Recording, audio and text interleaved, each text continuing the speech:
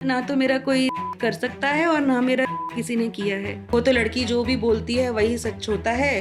के केस में एविडेंस की कोई जरूरत नहीं होती है, तो उन्होंने 14 पर केसेस फाइल करे हुए, क्योंकि 498 में अरेस्ट नहीं होता। देवर के ऊपर केस, ससुर के ऊपर केस। My God. मेरा नाम अतुल सुभाष है। Think about the men. She's fighting for the rights of men. Supreme court ने 2014 में 498 के मिसयूज को लीगल टेररिज्म कहा था। Who are facing false cases. कानून इतना ज्यादा एक तरफा है। लड़का, उसकी माँ, उसका पिता, उसकी बहन, उसका भाई, जिसका नाम लिखवाएगी लड़की वही जेल में सड़ जाएंगे। She's none other than Deepika Narayan Bhardwaj. देखा जाता है मैक्सिमम केसेस में बच्चा जो है उसका इस्तेमाल किया जाता है। बहुत सारे ऐसे केसेस हैं जहाँ पे महिला को कोई इंटरेस्ट नहीं होता बच्चे में, लेकिन उन सिचुएशंस में भी कोर्ट्स की जो है सिंपैथी वो ज्यादातर मदर के तरफ ही रहती है। She doesn't even like him because he is child from a man that she does not love anymore. आज के टाइम पे ऐसे भी केसेस हो रहे हैं जहाँ पे सूचना सेठ जैसे बैंगलोर में जिसने अपने बच्चे को मार दिया सिर्फ इसी वजह से कि वो खुश नहीं थी कि बच्चे को की विजिटेशन राइट्स उसके फादर को मिल गई। एक केस है, ये लड़का लव मैरिज करता है, वाइफ को मास्टर्स खुद कराता है। वो प्रोफेसर एज ए ज्वाइन कर लेती है एक कॉलेज में और वहाँ पे उसका अफेयर किसी और आदमी के साथ हो जाता है। जिस टाइम पे वो अपने लवर के साथ शी इज चिलिंग आउट, इनका बच्चा जो है हॉस्पिटल में फीवर में होता है 104। हमारी कोर्ट्स कहती हैं welfare of the child is Paramount, but are they actually looking at the welfare of the child, or they are looking at the welfare of the woman or the mother? You are giving a license to one gender to do whatever they want, and they can get out of it. and they get out of it. जिसको कानून बनाने की ताकत है, they will have to seriously think about it. Atul ने भी अपने में कहा, इसके बाद भी अगर न्याय नहीं मिले तो गटर में फेंक देना मेरी अस्थियां, क्योंकि somewhere there is no value of life. वो ज्योति मौर्य का भी केस बहुत ही कमाल था। हमने शादी कर ली और उस पर केस डाल दिया और निकल गए आप। नहीं, आलोक मौर्य को तो मैं बोलूंगी कि उन्होंने अपनी जिंदगी बचा ली मीडिया में जाके, नहीं तो उनको टपकवा दिया जाता। How do you fight these cases and how do you come out of it? मुझे दिखने लगा कि 498 की तरह अब 376 केसेस का भी मिसयूज हो रहा है। एक आदमी अगर अपने तक झेलना हो तो फिर भी झेल लेता है। ऐसे केसेस हैं जहाँ पे छोटे छोटे बच्चों का भी नाम है। 80 साल की बुजुर्ग महिला है, इसका नाम ऐड कर दिया। एक पर्टिकुलर एलिगेशन तो हजारों की संख्या में आने लग गए, वो था शादी का झांसा। 5 साल से लेके 30 साल तक के कंसेंशुअल रिलेशनशिप के बाद एक महिला कह रही है इसने 30 साल मुझे शादी का झांसा किया। ऐसा कुछ हुआ था? नहीं हुआ ना। You think that public pressure की वजह से कुछ मेन राइट्स कमीशन बनने की कुछ चांसेस हैं? सुप्रीम कोर्ट में जब मेंस कमीशन की प्ली फाइल करी गई है तो सुप्रीम कोर्ट ने बोला कि किन लोगों के लिए मेंस कमीशन की डिमांड कर रहे हो, वो लोग जो फ्यूचर में करेंगे। मैं नहीं कहूंगी कि आप ओवरनाइट कोई चेंजेस कर लें, लेकिन एक थॉटफुल प्रोसेस इनिशिएट करने की बहुत ज्यादा जरूरत है। Misuse of laws reduces the efficacy of these laws. और जेंडर इक्वालिटी ये नहीं है कि आप एक जेंडर के एक्सपेंस पे दूसरे जेंडर को हरास करते जाओ। बैंकर थे ये यंग से, इनकी शादी हुई और वो लड़की कभी चाहती ही नहीं थी शादी करना। सेपरेशन हो गई, वो अपने घर चली गई। पत्नी जो थी उन्होंने इनके फादर के ऊपर और इनके ब्रदर के ऊपर एक छोटा मॉलेस्टेशन का केस फाइल कर दिया। इन्होंने अपने में लिखा कि इस तरह का कानून हमारे देश में कैसे बना जो कि सिर्फ एक लड़की के मौखिक बयान से सबको परेशान कर देता है। क्या एक चांस नहीं मिलना चाहिए दूसरे पक्ष को अपनी बात रखने का?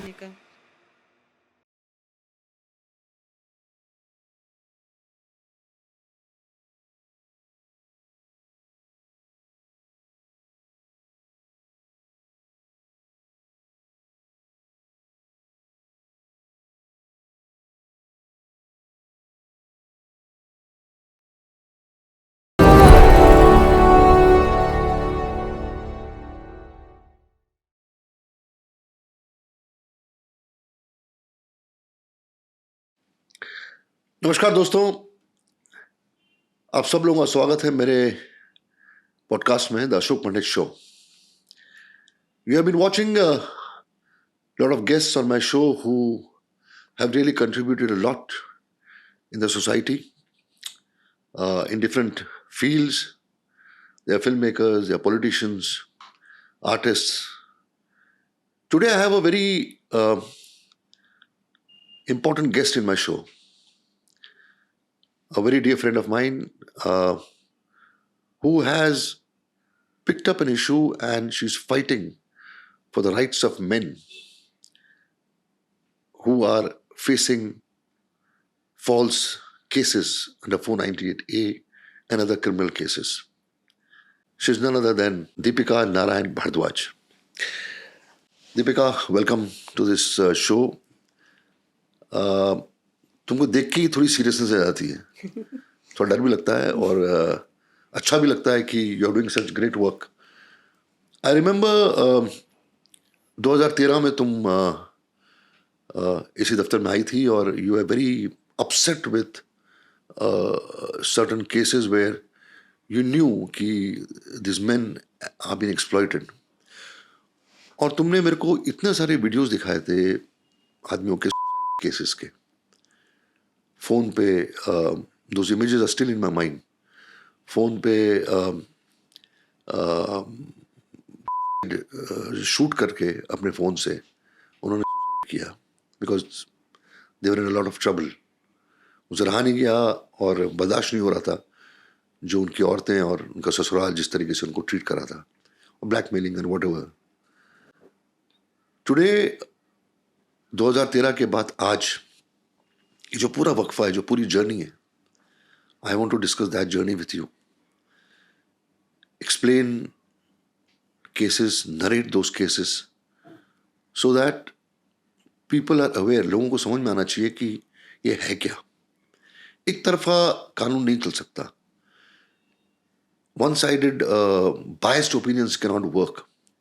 पहले होता था कि औरतें जो हैं वो गलती कर ही नहीं सकती, और जैसे ही वो पुलिस स्टेशन जाती थी कि मेरे पति ने मेरे को मारा, मुझे डाउरी के केसेस होते थे, तो सीधा उठा के अंदर कर दिए जाते थे, लड़के के घर वाले और लड़के भी. और मैंने आप बिलीव नहीं करोगे, जब मधुर भंडारकर ट्रैफिक सिग्नल बना रहा था तो उसमें उसने कुछ किस्से किए थे जो हमने जेल की रिसर्च की थी. Yes. जेल में कितने लोग हैं उसने तुमको बताया था जी. तो जेल में दीपिका बहुत सारे ऐसे बुजुर्ग लोगों को हमने देखा था जो पड़े हुए थे, और उनके बच्चे भी जो भी वहाँ पड़े हुए थे. And all of them, most of them were victims of 498A. Yes. अरसा बीत गया उनका, मतलब उनकी जिंदगियां बीत गई है जेल में, और उनको पूछने वाला कोई नहीं. और जो महिला है वो अपना ऐश कर रही है बाहर, उसकी अपनी जिंदगी है. So how do you look at it Deepika, and where have you reached? क्या सोल्यूशन निकलेगा? कैसे ये केसेस हैंडल करेंगे? इनफैक्ट ये जो अतुल सुभाष का केस, पुनीत खुराना का case, Arvind Bharti and many more such cases has opened the eyes of the law enforcing agencies also now. So how do you please start narrating the cases and how things are going to come up now? Thank you so much for having me on your show, Ashok sir. It's an honor. मुझे आज भी याद है जब मैं पहली बार आपके office में वॉक इन करी थी, आज से 11 साल पहले. और तब सिर्फ अपनी आंखों में एक फायर लेकर आई थी कि इस काम को करना है. बहुत एक्चुअली डिफ़िकल्ट सिचुएशन में थी मैं. अगर आपको याद हो तो मेरे पास कुछ पैसे नहीं थे बिल्कुल भी अपनी डॉक्यूमेंट्री को कंप्लीट करने के, और फिर मैं आपसे मदद मांगने के लिए आई थी कि सर मुझे इसको एडिट करना है. तो वहाँ से लेकर अभी तक बहुत ही लंबी जर्नी रही है. बट एक कहीं ना कहीं उम्मीद की किरण जगती है अब, क्योंकि पूरा देश इस बात के बारे में बात कर रहा है, जो मैं और मेरे जैसे बहुत सारे मेंस राइट एक्टिविस्ट्स जो अपने आप को कहलाते हैं वो बात कर रहे हैं. लगभग 1998 से ये मिसयूज़ की जो इंस्टेंसेस हैं, इंसिडेंसेस हैं, वो लगातार बार बार आती रही हैं. लेकिन अनफॉर्चुनेटली हमारे लॉ मेकर्स, हमारे judiciary, no matter even if they recognised कि गलत हो रहा है, कानून एक तरफा है. सुप्रीम कोर्ट ने 2014 में 498A के मिसयूज़ को लीगल टेररिज्म कहा था, लेकिन ज़मीनी तौर पे कुछ बहुत ज़्यादा नहीं बदला. हालांकि 2014 में एक सुप्रीम कोर्ट की गाइडलाइंस आई जहाँ पे कहा कि इमीडिएट अरेस्ट नहीं होंगे. और उसके बाद ये जो आपने सिचुएशन बताई कि मधुर जी की फिल्म में जो था, मुझे याद है वो सीन एक्चुअली, जिसमें वो कहता है कि कुत्ते के अलावा सारा का सारा परिवार 498A में बंद है. तो वैसी ही सिचुएशन थी. बट अब थोड़ी सी बेटर हो गई है कि इमीडिएट अरेस्ट नहीं होते हैं 498A में, क्योंकि सुप्रीम कोर्ट ने गाइडलाइंस पास करी कि इस लॉ का बहुत ज़्यादा मिसयूज़ हो चुका है. और उन्होंने हालांकि 498A सिर्फ में पास नहीं करी है, सारे के सारे कानून जिसमें सज़ा 7 साल से कम है उसमें पुलिस इमीडिएट अरेस्ट नहीं कर सकती है. उनको को पहले नोटिस भेजना होता है, इन्वेस्टिगेशन के लिए ज्वाइन करवाना होता है। तो बड़ी लंबी जर्नी रही है अशोक सर, बहुत ही ज़्यादा इमोशनली एग्जॉस्टिंग जर्नी रही है, but I never give up because this is a cause worth fighting for. And finally अब बहुत सारे लोगों को दिख रहा है जो हमें बहुत पहले दिख रहा था, कि ये गलत हो रहा है। अब बहुत सारे लोग उसको पर्सनली कहीं ना कहीं झेल भी चुके हैं, देख भी चुके हैं। A decade is a long time. तो अब बातें होनी तो शुरू हो गई और एक मैसिव लेवल पे शुरू हो गई है, लेकिन चेंज आएगा कि नहीं, I am not really sure, because हमारे लॉ मेकर्स को अभी भी sorry to butt in. What triggered you to get into this area? कोई ना कोई कारण होगा ना। देखिए, कोई चीज कोई उठाता है या मेरा ध्यान उस पर जाता है, तो कोई इंस्पिरेशन होती है, कोई चीज होती है जो ट्रिगर करती है और मुझे उस रास्ते पे ले चलती है। What was the reason? So 2011 में it was a very personal experience, जिसके बाद मैंने ये जर्नी शुरू की थी। मेरे ही परिवार में एक शादी होती है, विद इन 3 महीने वो शादी टूट जाती है, क्योंकि जो महिला इस शादी में आती है, इस परिवार में आती है, उसका किसी और के साथ अफेयर होता है। शादी से पहले ही 3 साल से वो अफेयर में थे, और क्योंकि ये सबसे बड़ी लड़की है अपने परिवार की, तो इसके ऊपर इसके पेरेंट्स का प्रेशर था कि आप शादी करो, क्योंकि 2 छोटे भाई बहन भी है तुम्हारे। तो ये महिला और इसका जो लवर है, वो दोनों आपस में डिसाइड करते हैं कि तुम शादी कर लो ये, और तो this man was her boss. तो इन्होंने कहा कि बस ये कंडीशन रखना कि तुम शादी के बाद भी नौकरी यहीं पे करोगी और कहीं नहीं करोगी। तो ये महिला वही कंडीशन रखती है शादी की, मुझे और कुछ नहीं, मेरी वो है, मैं यहीं पे जॉब करूंगी। वो जगह गुड़गांव से 3.5 घंटे दूर, ग्रेटर नोएडा में। तो पहले ऐसा सवाल हुआ कि भैया ऐसा भी क्या है, बट देन शी सेड कि मेरा करियर वहाँ पे बहुत अच्छा प्रोग्रेस कर रहा है, तो मैं नहीं छोड़ना चाहती।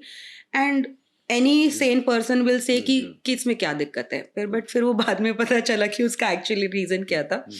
तो नंदलेस पूरी की पूरी इन्वेस्टिगेशन एविडेंसेस के साथ ये चीज़ उसकी परिवार को बताई जाती है कि ये सब चल रहा है, और इस परिवार का जो है ये बिल्कुल बेवकूफ़ बना रही हैं। तो वो उसकी फैमिली अपोलोजेटिक होती है, बड़ी आराम से बात, ये लड़की बोलती है कि भैया मुझे नहीं रहना है इस शादी में, ठीक है, कोई प्रॉब्लम नहीं है, अमिकेबली आप म्यूचुअली अलग हो जाओ। But first motion of divorce के बाद ये महिला विड्रॉ कर लेती है अपनी पिटिशन, और कहती है कि उसको दहेज के लिए, डोमेस्टिक वायलेंस के लिए प्रताड़ित किया गया, हर रोज उसकी पिटाई करी जाती थी, और सब प्योर झूठ। और एक ऐसा लम्हा आता है जब मैं कोर्ट में खड़ी हूँ, यही लड़की जिसको इसकी माँ डांट मार रही थी कि तुमने इस तरह से किया, गलत किया, और तुमने इस फैमिली के साथ बहुत गलत किया, ये लड़की, इसकी माँ और उसकी एक बहन, कजन, सिस्टर वहाँ पे कोर्ट में खड़ी होकर इस लड़की को बोलती हैं, तुम्हें परेशान होने की कोई ज़रूरत नहीं है, सारे कानून तुम्हारे साथ हैं, इनकी तो देखना हम लोग क्या बैंड बजाएंगे। तो मेरा दिमाग में एक क्वेश्चन आया कि एक लड़के की माँ भी तो महिला है, एक लड़के की बहन भी महिला है, और महिला पुरुष की तो कोई बात ही नहीं है। वो लड़का अगर इनोसेंट है तो उसकी जिंदगी का क्या? ये कैसे सारे बोल रही है कि सारे कानून इसके लिए हैं, ये मतलब सारे कानून इसके लिए हैं, ये गलत करे तो भी। And that created the curiosity कि भैया चीज़ क्या है। फिर आसपास जब लोगों से बात करने लगे कि इस तरह के इल्ज़ाम लगा रहे हैं झूठे, तो सब लोग बोल रहे हैं कि भैया सेटल कर लो, सेटल कर लो, सेटल कर लो, पैसे दे दो, जो मांग रही है वो दे दो। हमने कहा गलती हमारी नहीं है, गलती उसकी है, तो हम लोग क्यों सेटल करें? बट जब बातचीत करी अशोक सर, तो रिटायर्ड जज से एक मुलाकात की, तो उन्होंने कहा कि कानून इतना ज़्यादा एक तरफा है कि अगर आपके ऊपर ये 498 की धारा लग गई तो हस्बैंड मतलब लड़का, उसकी माँ, उसका पिता, उसकी बहन, उसका भाई, उसके चाचा चाची, मामा मामी, जिसका नाम लिखवाएगी लड़की वही जेल में सड़ जाएंगे। तो इसीलिए अच्छा है कि आप जो भी हो सकता है वो करिए और इसमें से बाहर आइए। अब इस एक्सपीरियंस के दौरान इस परिवार में जो डिप्रेशन आ गया सब मेंबर्स में, और एक इंसान तक की कगार पे जो है उसको लगा कि उसकी ज़िंदगी पूरी ख़त्म है, तो वो बहुत क्लोज एंड पर्सनल देखा था सब। तो इसके बाद बस यही डिसाइड किया कि ये जो चीज़ है जो तक ले जाती है, इसको एड्रेस करना है, और इसको एड्रेस करने का एक ही तरीका है कि अवेयरनेस स्प्रेड करो कि आप अकेले नहीं हो। इंसान बहुत अकेला महसूस करता है। एक पुरुष जब इस तरह की चीज़ों में पड़ जाता है तो वो Yeah. बहुत ही ज़्यादा अकेला महसूस करता है। एक जगह पे उसकी शादी नहीं चली, एक जगह पे उसके परिवार को उसकी शादी की वजह से सफ़र करना पड़ रहा है, एक तरफ उसकी जॉब है जिसमें वो कॉन्सेंट्रेट नहीं कर पाता इन केसेस की वजह से। तो एक आदमी बहुत ही ज़्यादा अकेला महसूस करता है। उसको इस डिप्रेशन से निकालने का मुझे लगा कि एक तरीका है, वो ये है कि उनको ये बताया जाए कि आप अकेले नहीं हैं। बहुत सारे लोग हैं जो इस तरह की स्ट्रगल फेस कर रहे हैं and there is a way to come out of it. This is not the end of life. वहाँ से मार्टर्स ऑफ मैरिज की शुरुआत हुई थी। स्टार्टिंग में तो बस ये सोचा था कि ये डॉक्यूमेंट्री बनाऊंगी ताकि अवेयरनेस हो, क्योंकि कोई फिल्म नहीं थी उस टाइम पे, कुछ ऐसा विजुअल मीडियम नहीं था जिसको दिखा के समझा सको कि लोगों के साथ क्या हो रहा है। तो I thought I will make a documentary. But कब वो डॉक्यूमेंट्री फिल्म मेकिंग से मैं एक्टिविज्म में आ गई और कब ये मेरी लाइफ का पर्पस बन गया, it was a very very natural and organic thing to happen. And I am blessed to have a family that supports me completely. It's not an easy job. It has been financially challenging, emotionally challenging, career wise very challenging. But thankfully my family stands by me. तो फिर उसके बाद Martyrs of Marriage बनाई पहले 498 MSUs पे। Luckily वो Netflix पे भी आई 2 साल के लिए। फिर उसके बाद मैंने देखा कि जो हाल 498 का हुआ था वही हाल आज के टाइम पे रेप लॉज का हो रहा है। जिस तरह से 498 में अंधाधुंध कुछ भी झूठ बोल के एफआईआर दर्ज हुई, वैसा ही आज के टाइम पे रेप लॉज के साथ हो रहा है। And that's when I decided कि मैं इंडिया सन्स बनाऊंगी and bring forth cases where absolutely innocent men were languishing in jail for 5 years, 6 years, 7 years, और उसके बाद वो अपनी इनोसेंस प्रूव करते हैं और दे कम आउट। तो have been doing this for the last 12 years, sir. अब एक ऑर्गेनाइजेशन भी बना ली है, एकम न्याय फाउंडेशन करके। तो हम लोगों को काउंसिल भी करते हैं, हम ऑन ग्राउंड लोगों को मदद भी करते हैं। अब इतने सालों में इतनी कैपेसिटी बिल्डिंग हो गई है कि बहुत सारे अथॉरिटीज़ भी काम को बहुत अप्रिशिएट करते हैं, तो वो हमें सुनते हैं। तो we are able to get help to people from the authorities as well. और बहुत सारे लोगों को अरेस्ट भी करवा दिया है जो इस तरह का काम करते हैं, एक्सटॉर्शन करते हैं, हनी ट्रैप करते हैं। तो trying to help as much as we can. Deepika, I want you to narrate some interesting cases.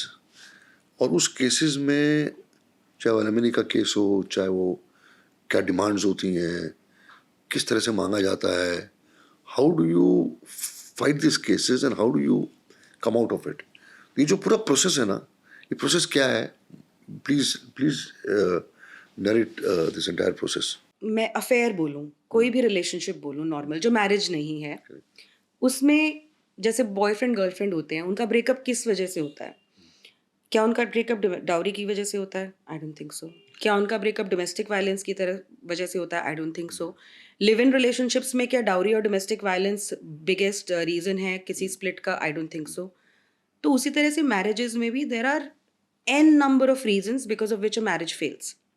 मैंने आपको अभी पर्सनल एग्जाम्पल बताया, लड़की का अफेयर था और उसकी वजह से मैरिज ब्रेकडाउन हुई।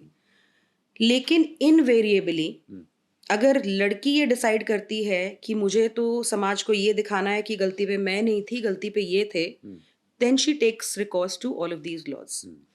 और कोई भी अगर मैरिज टूटी हुई कानून के उस पे हाशिए पे पहुंच जाती है तो लड़की को एक पैकेज समझाया जाता है एडवोकेट्स के द्वारा कि आप इसके ऊपर 498 भी फाइल करो, 406 भी फाइल करो, डोमेस्टिक वायलेंस केस भी फाइल करो, 125 सीआरपीसी भी फाइल करो, 24 HA में भी फाइल करो।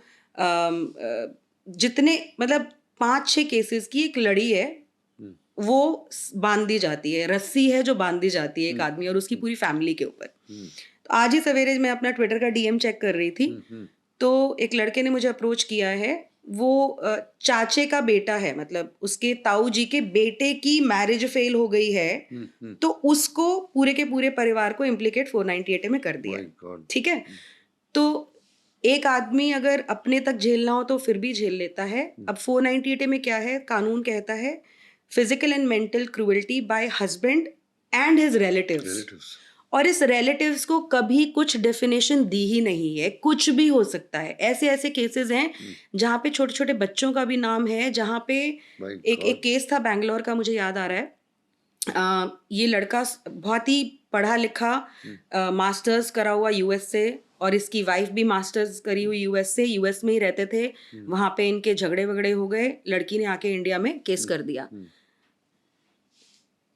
अक्यूज देखिए अब आप किस किस को बनाया, लड़के को, उसकी मदर को, उसके भाई को जो कि दूसरी कंट्री में रहता था, उसके भाई की वाइफ को और उसके वाइफ के पेरेंट्स को, उसकी सिस्टर को जो दूसरी कंट्री में रहती है, सिस्टर के हस्बैंड को और हस्बैंड के पेरेंट्स को, तो टोटल 12 लोगों को अक्यूज बनाया सिर्फ एक लाइन लिख के कि ये लोग फोन पे हरास करते थे मेरे को, बोलते थे कि तुम डाउरी की डिमांड कंप्लीट नहीं कर रही हो। तो एक इंसान अपनी फैमिली के 12 मेंबर्स को जब इम्प्लीकेट करता हुआ दिख रहा है, अच्छा चलो ये केस आप फाइल कर देते हैं सारे के सारे। मैं यहाँ पे बताऊं कि डोमेस्टिक वायलेंस एक्ट में मेंटेनेंस मांगती हैं महिलाएं, सीआरपीसी 125 में मेंटेनेंस मांगती हैं महिलाएं।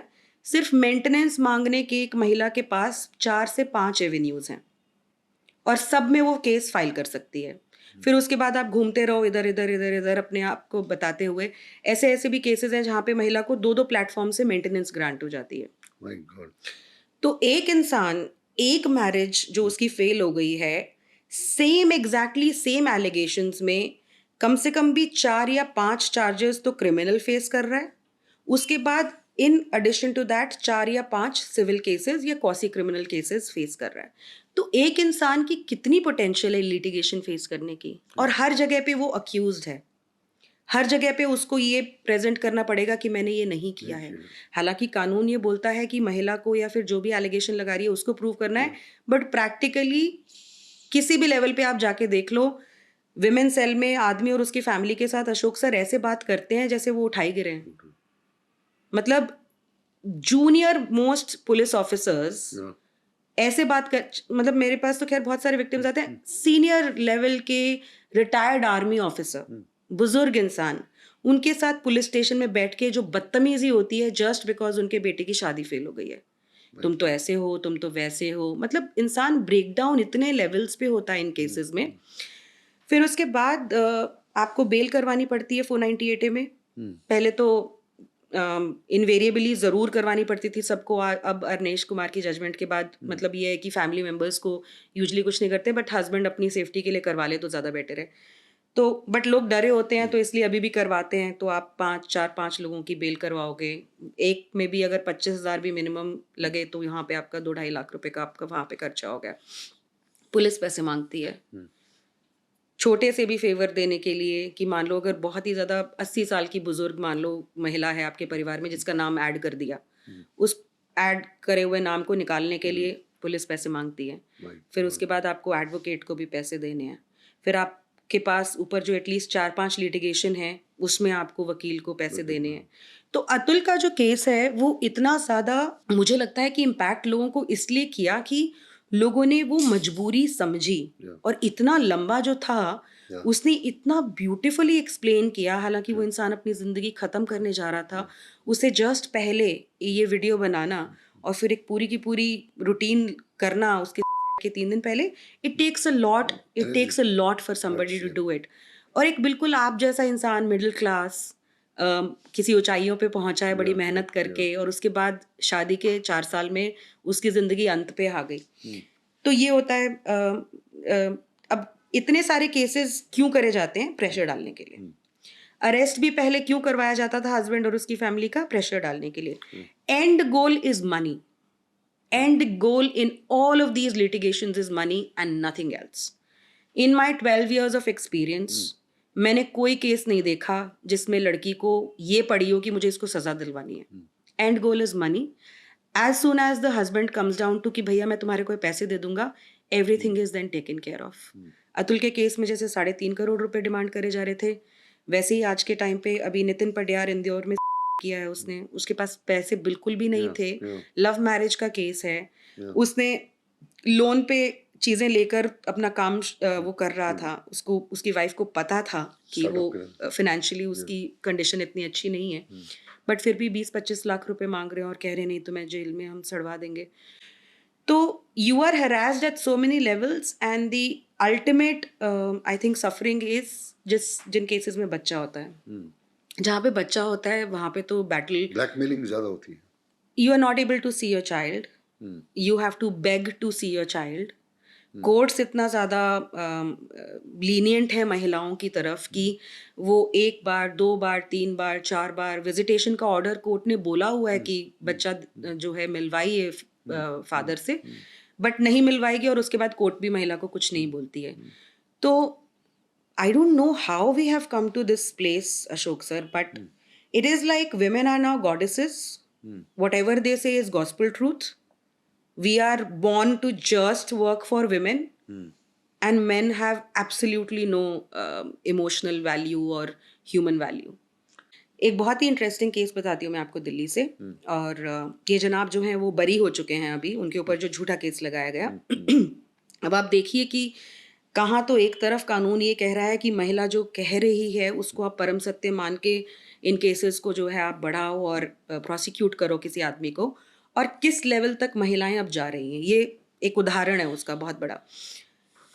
ये जनाब जो है इनकी सेकंड मैरिज है. इनकी जो वाइफ हैं उनकी पहले शादी से एक डॉटर है जो लगभग 13-14 साल की है, और ये अपनी वाइफ को और उनकी बच्ची को दोनों को मतलब हर चीज़ प्रोवाइड करने की कोशिश करते हैं. शादी होती है, इनको उस बच्ची को एक्सेप्ट करते हैं.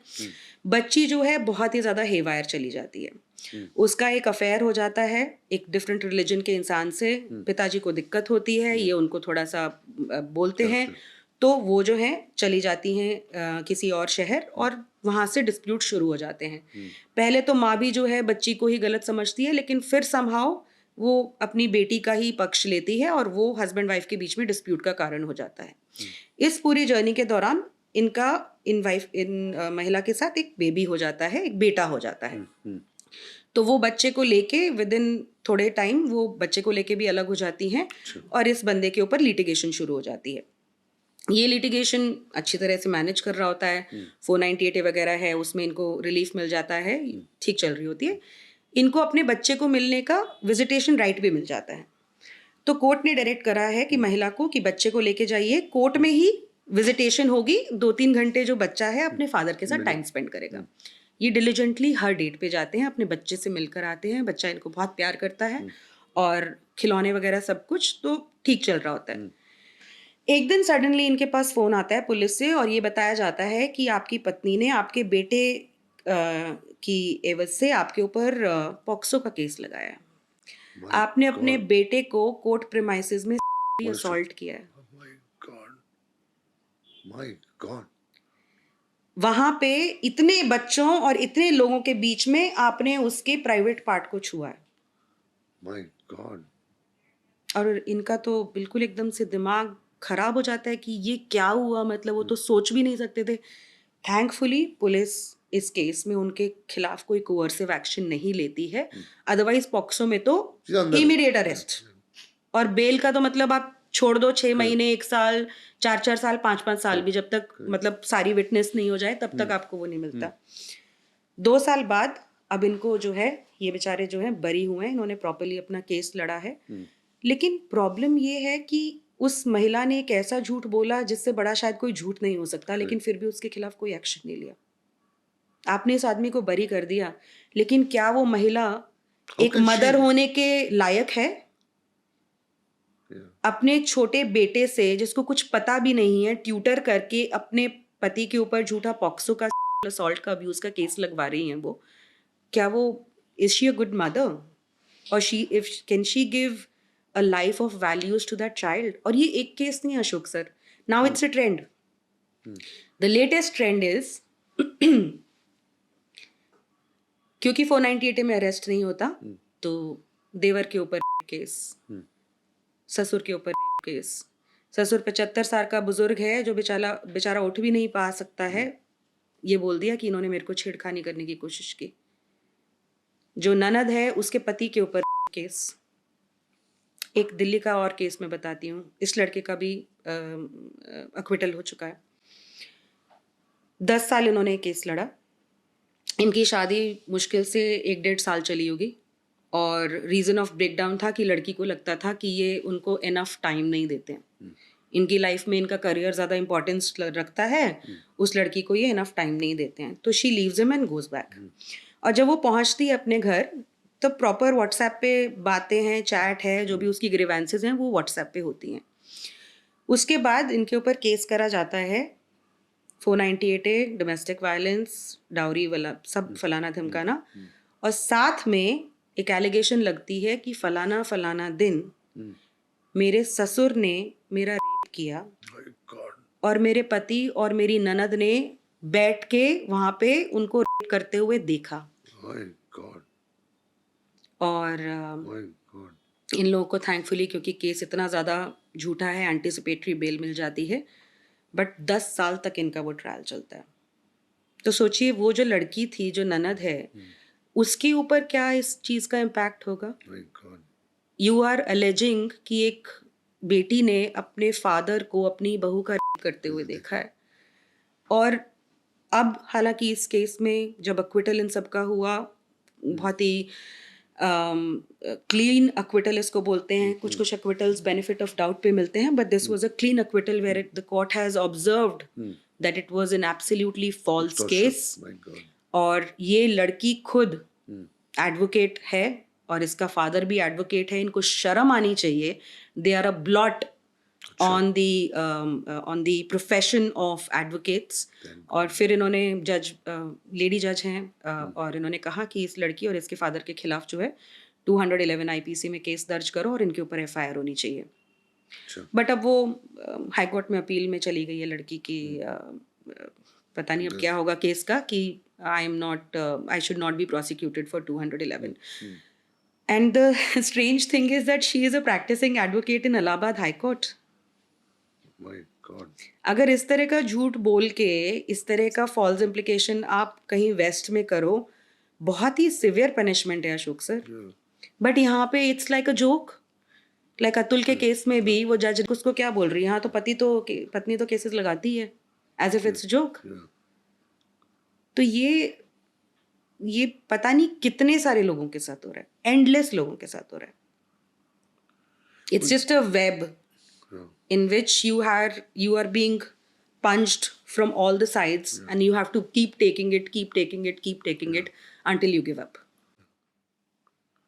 वो ज्योति मौर्य का भी केस बहुत ही कमाल था। हाँ? वो तो मतलब आपने शादी कर ली और सब कार्यक्रम हो गया आपका, आपने पढ़ लिया उसके ऐसे तो बहुत सारे केसेस सारी हैं लाइफ अशोक बना सर। लिया आपने, उसके बाद आप निकल गए, उस पर केस डाल दिया और निकल गए, आपने अपनी लाइफ बना दी। नहीं, आलोक मौर्य को तो मैं बोलूंगी कि उन्होंने अपनी जिंदगी बचा ली मीडिया में जाके, नहीं तो उनको टपकवा दिया जाता। ये देखिए, ये husband murder bye wife and by man की रिपोर्ट है 2023 की, मेरी ऑर्गेनाइजेशन एकम न्याय फाउंडेशन की रिपोर्ट है। इसमें 850 केसेस हम लोगों ने डॉक्यूमेंट किए हैं जो मीडिया में आए थे, जहाँ पे या तो पत्नी ने अपने हस्बैंड का मर्डर करवा दिया, या जैसे अतुल सुभाष वाले केस, इस तरह के केसेस 850 केसेस हम लोगों ने डॉक्यूमेंट किए हैं, जिसमें से 350 केसेस वो हैं जहां पे एक पत्नी ने अपने पति का मर्डर करवा दिया अपने लवर के साथ मिलके। My God. या और ये तो हम लोगों का एक रिसर्चर बैठ के हर रोज थोड़ी बहुत न्यूज छांकता है और उसके बाद वो डॉक्यूमेंट करता है, वो एफर्ट है। एक्चुअल नंबर्स क्या होंगे we don't even know, it doesn't get documented anywhere. तो आलोक मौर्य, ज्योति मौर्य के केस में जो आलोक के एलिगेशंस थे और जो उन्होंने वो व्हाट्सएप चैट्स भी जो कैप्चर कर ली थी, उसमें वो लोग यही तो डिस्कस कर रहे थे कि इसको रास्ते से हटाना है। वो तो बंदा मीडिया में चला गया। और लेकिन उस केस में भी क्या हुआ अशोक सर, कुछ नहीं हुआ, ना ही उस लेडी का कोई सस्पेंशन हुआ। आदमी अगर इस तरह की मॉरलिस्टिक, अभी एक वीडियो वायरल हुआ था वो टीचर और उसकी काफी वो वायरल हो रखा है, दोनों को सस्पेंड कर दिया ना। ज्योति मौर्य का तो एक बार भी सस्पेंड भी नहीं किया, ना ही कोई उसके ऊपर उसको कुछ ऐसा फेस करना पड़ा। अब ज्योति मौर्य का जिसके साथ अलेजेड अफेयर है उस बंदे को सस्पेंड कर दिया गया। तो जो मेन जो कल्प्रिट है उसके साथ कुछ नहीं कर रहे हैं। मतलब आप it's like you are giving a licence to one gender to do whatever they want, and they can get out of it, and they get out of it. There are no repercussions that they have to face. But society पे इस चीज का इतना असर पड़ रहा है, you know, the judiciary has to realize, the government has to realize, the parliamentary has to realize कि आप एक पूरे सेक्शन को जो है ऐसे you are pushing them across the wall कि ultimately कितने लोगों को आप sacrifice करोगे ऐसे, कितने लोग ऐसे करेंगे, और कितने लोगों की कोई वो गट्स है या वो ताकत है कि वो most of the people must have getting they must be become a mental cases यार। या वो तो पागलखाने में भर्ती करना पड़ेगा लोगों को कि भैया ये तो पत्थर मारने लग गया, he is trying, because you need an outlet ना। अब आउटलेट में वो तो या तो वो सच्ची में मार देगा या सच्ची में क्रिमिनल बन जाएगा। When somebody is pushed across the wall for no fault of his, वो तो इसे रिएक्ट करेगा ही करेगा, then you can't blame him. While I was coming, I was in the cab to meet you. I called up an SHO. This is a case from a city in UP. तो मैंने sir को phone किया because somebody had reached out to me for help. Yeah. ये आदमी बिहार का रहने वाला है और महिला समवेयर कहीं से साउथ से है। नोएडा में दोनों के दोनों नौकरी कर रहे थे। They got into an affair. अच्छा। अब लड़का ये क्लेम करता है कि उसको नहीं पता था कि लड़की मैरिड है। लड़की ये क्लेम करती है कि इसको पता था कि मैं मैरिड हूँ। जो भी है काउंटर आर्ग्यूमेंट्स है, बट लड़की नहीं है, महिला है एक्चुअली, वो ऑलमोस्ट आई थिंक 35-40 साल की है। तो महिला ने बोला कि तू मुझसे शादी कर ले और तू मुझे शादी नहीं करेगा तो तू देख क्या होगा। तो उसने बोला ठीक है मैं शादी कर लूंगा, लेकिन तुम पहले अपने पति से डिवोर्स तो ले लो। करेक्ट। कहती नहीं मैं डिवोर्स नहीं लूंगी। मैंने डिवोर्स ले लिया और फिर तू मुझे छोड़ के चला गया तो मेरा क्या होगा। तो बोल रहा है ऐसे थोड़ी ना होता है, तुम्हारा डिवोर्स नहीं हुआ है तो मैं तुमसे शादी नहीं कर सकता हूँ। तो इसी के दौरान उसकी एक गवर्नमेंट जॉब लग जाती है तो वो अपना बिहार वापस चला जाता है। ये महिला वहां पे पहुंच के सारे के सारे समाज में उसकी बेइज्जती करती है, गालियां बकती है और इसको बोल के जाती है कि मैं तेरे ऊपर रेप केस करूंगी। उसके बाद ही बंदा मुझे कांटेक्ट करता है। तो हम आला अधिकारियों से जाके मिलते हैं और हम बोलते हैं कि सर ये सिचुएशन है। उसके पास सारी एविडेंसेस हैं, A to Z, चैट्स हैं, वॉइस रिकॉर्डिंग्स हैं, सब कुछ है। तो इसके ऊपर फिर भी FIR हो जाती है क्योंकि पुलिस की मैंडेटरी है कि FIR तो आपको करनी है। चलिए FIR हो जाती है। फिर उसके बाद पुलिस प्रॉपर इन्वेस्टिगेशन करती है, सब चैट्स देखती है कि महिला बोल रही है कि इसने मुझे धोखे से बुलाया और ये सब वो सब, जबकि वो खुद उसको बुला रही है होटल में, ये सब सारा कुछ एविडेंसेस। वो केस क्लोज कर देती है। अब ये महिला 10 प्लेटफॉर्म पे जाके दोबारा से उसके पास खिलाफ कंप्लेंट कर देती है और उसके व्हाट्सएप पे बोल रही है तुझे मैं पाने के लिए कुछ भी कर सकती हूँ और मुझे लग रहा है यही रास्ता चल रहा है। My God. ओके, मुंह पे बोल रही हो, मुंह पे अरे चैट्स में बोल रही है सर, ठीक है, और यही रास्ता काम कर रहा है। तो और ये इतना मैं बता नहीं सकती अशोक सर, ये इतना रोता है बंदा, इतना रोता है। कुछ आदमी होते हैं जो नहीं झेल सकते हैं। हमारी परसेप्शन है कि आदमी सारे बड़े स्ट्रॉन्ग होते हैं, सब वो सब नहीं, इतना रोता है। मैं इसको बोलती हूँ कि भाई तू रो मत, मैं हूँ, जिस भी लेवल तक मदद कर सकती हूँ मैं हूँ। तो आज मैंने SHO साहब को फ़ोन किया, मैंने उनको कहा सर एक बार आप इससे बात कर लो, ये बहुत ज़्यादा डरा हुआ है, रो रहा है बहुत बुरे से। तो उन्होंने कहा दीपिका जी आप टेंशन मत लीजिए, मुझे आपके काम के बारे में पता नहीं था, बट आप एक इतना उम्दा काम कर रही हैं, सैल्यूट है मेरा मैडम आपको, और इसको आप भेज दो, हम प्रॉपर इन्वेस्टिगेशन दोबारा करके और केस को जो है अपनी ऑब्जर्वेशंस दे देंगे, टेंशन मत लो आप। वो शादीशुदा है, उसको शादी का झांसा कोई कैसे दे सकता है, तो ये तो लीगली ही केस मेंटेनेबल नहीं है, तो कोई वो ऐसी बात नहीं है। तो मैंने सर को बताया सर हम तो ऐसे केसेस हर रोज देखते हैं। उन्होंने कहा दीपिका जी मैं आपको लिख के दे रहा हूँ, अगले 5 सालों में ये भी बहुत ज्यादा बढ़ेंगे और मर्डर भी बहुत ज्यादा बढ़ेंगे। This is what a police officer is telling me. He is saying ma'am जब इतना आती आप किसी के साथ कर दोगे तो कोई अपने आप को मारेगा, कोई किसी और को मार देगा। तो आप लॉज की वजह से इतना ज्यादा अनरेस्ट क्रिएट कर रहे हो कि आप आम से इंसान को बिल्कुल ही इतना पागल कर दे रहे हो कि वो किसी एक्सट्रीम स्टेप तक पहुंच जाए। तो it is dangerous sir. And मैं कभी कभार सोचती हूँ कि जैसे क्रिमिनल्स जो हैं, जो क्राइम करते हैं, उनके लिए हम लोगों ने लॉज बनाए हुए हैं, कानून का एक पूरा व्यवस्था है, उनको पनिश करने के लिए, उनको पकड़ने के लिए सब कानून है, पूरी व्यवस्था है। करेक्ट। फिर भी हम क्राइम्स कंट्रोल नहीं कर पाते हैं। पर ये तो व्यवस्था के अंदर क्राइम हो रहा है। आप सोचिए कि एक इंसान के साथ किसी चोर ने उसको चाकू मार दिया, वो सब कर दिया, तो उसको ये लगेगा कि ये चोर उचक्का है।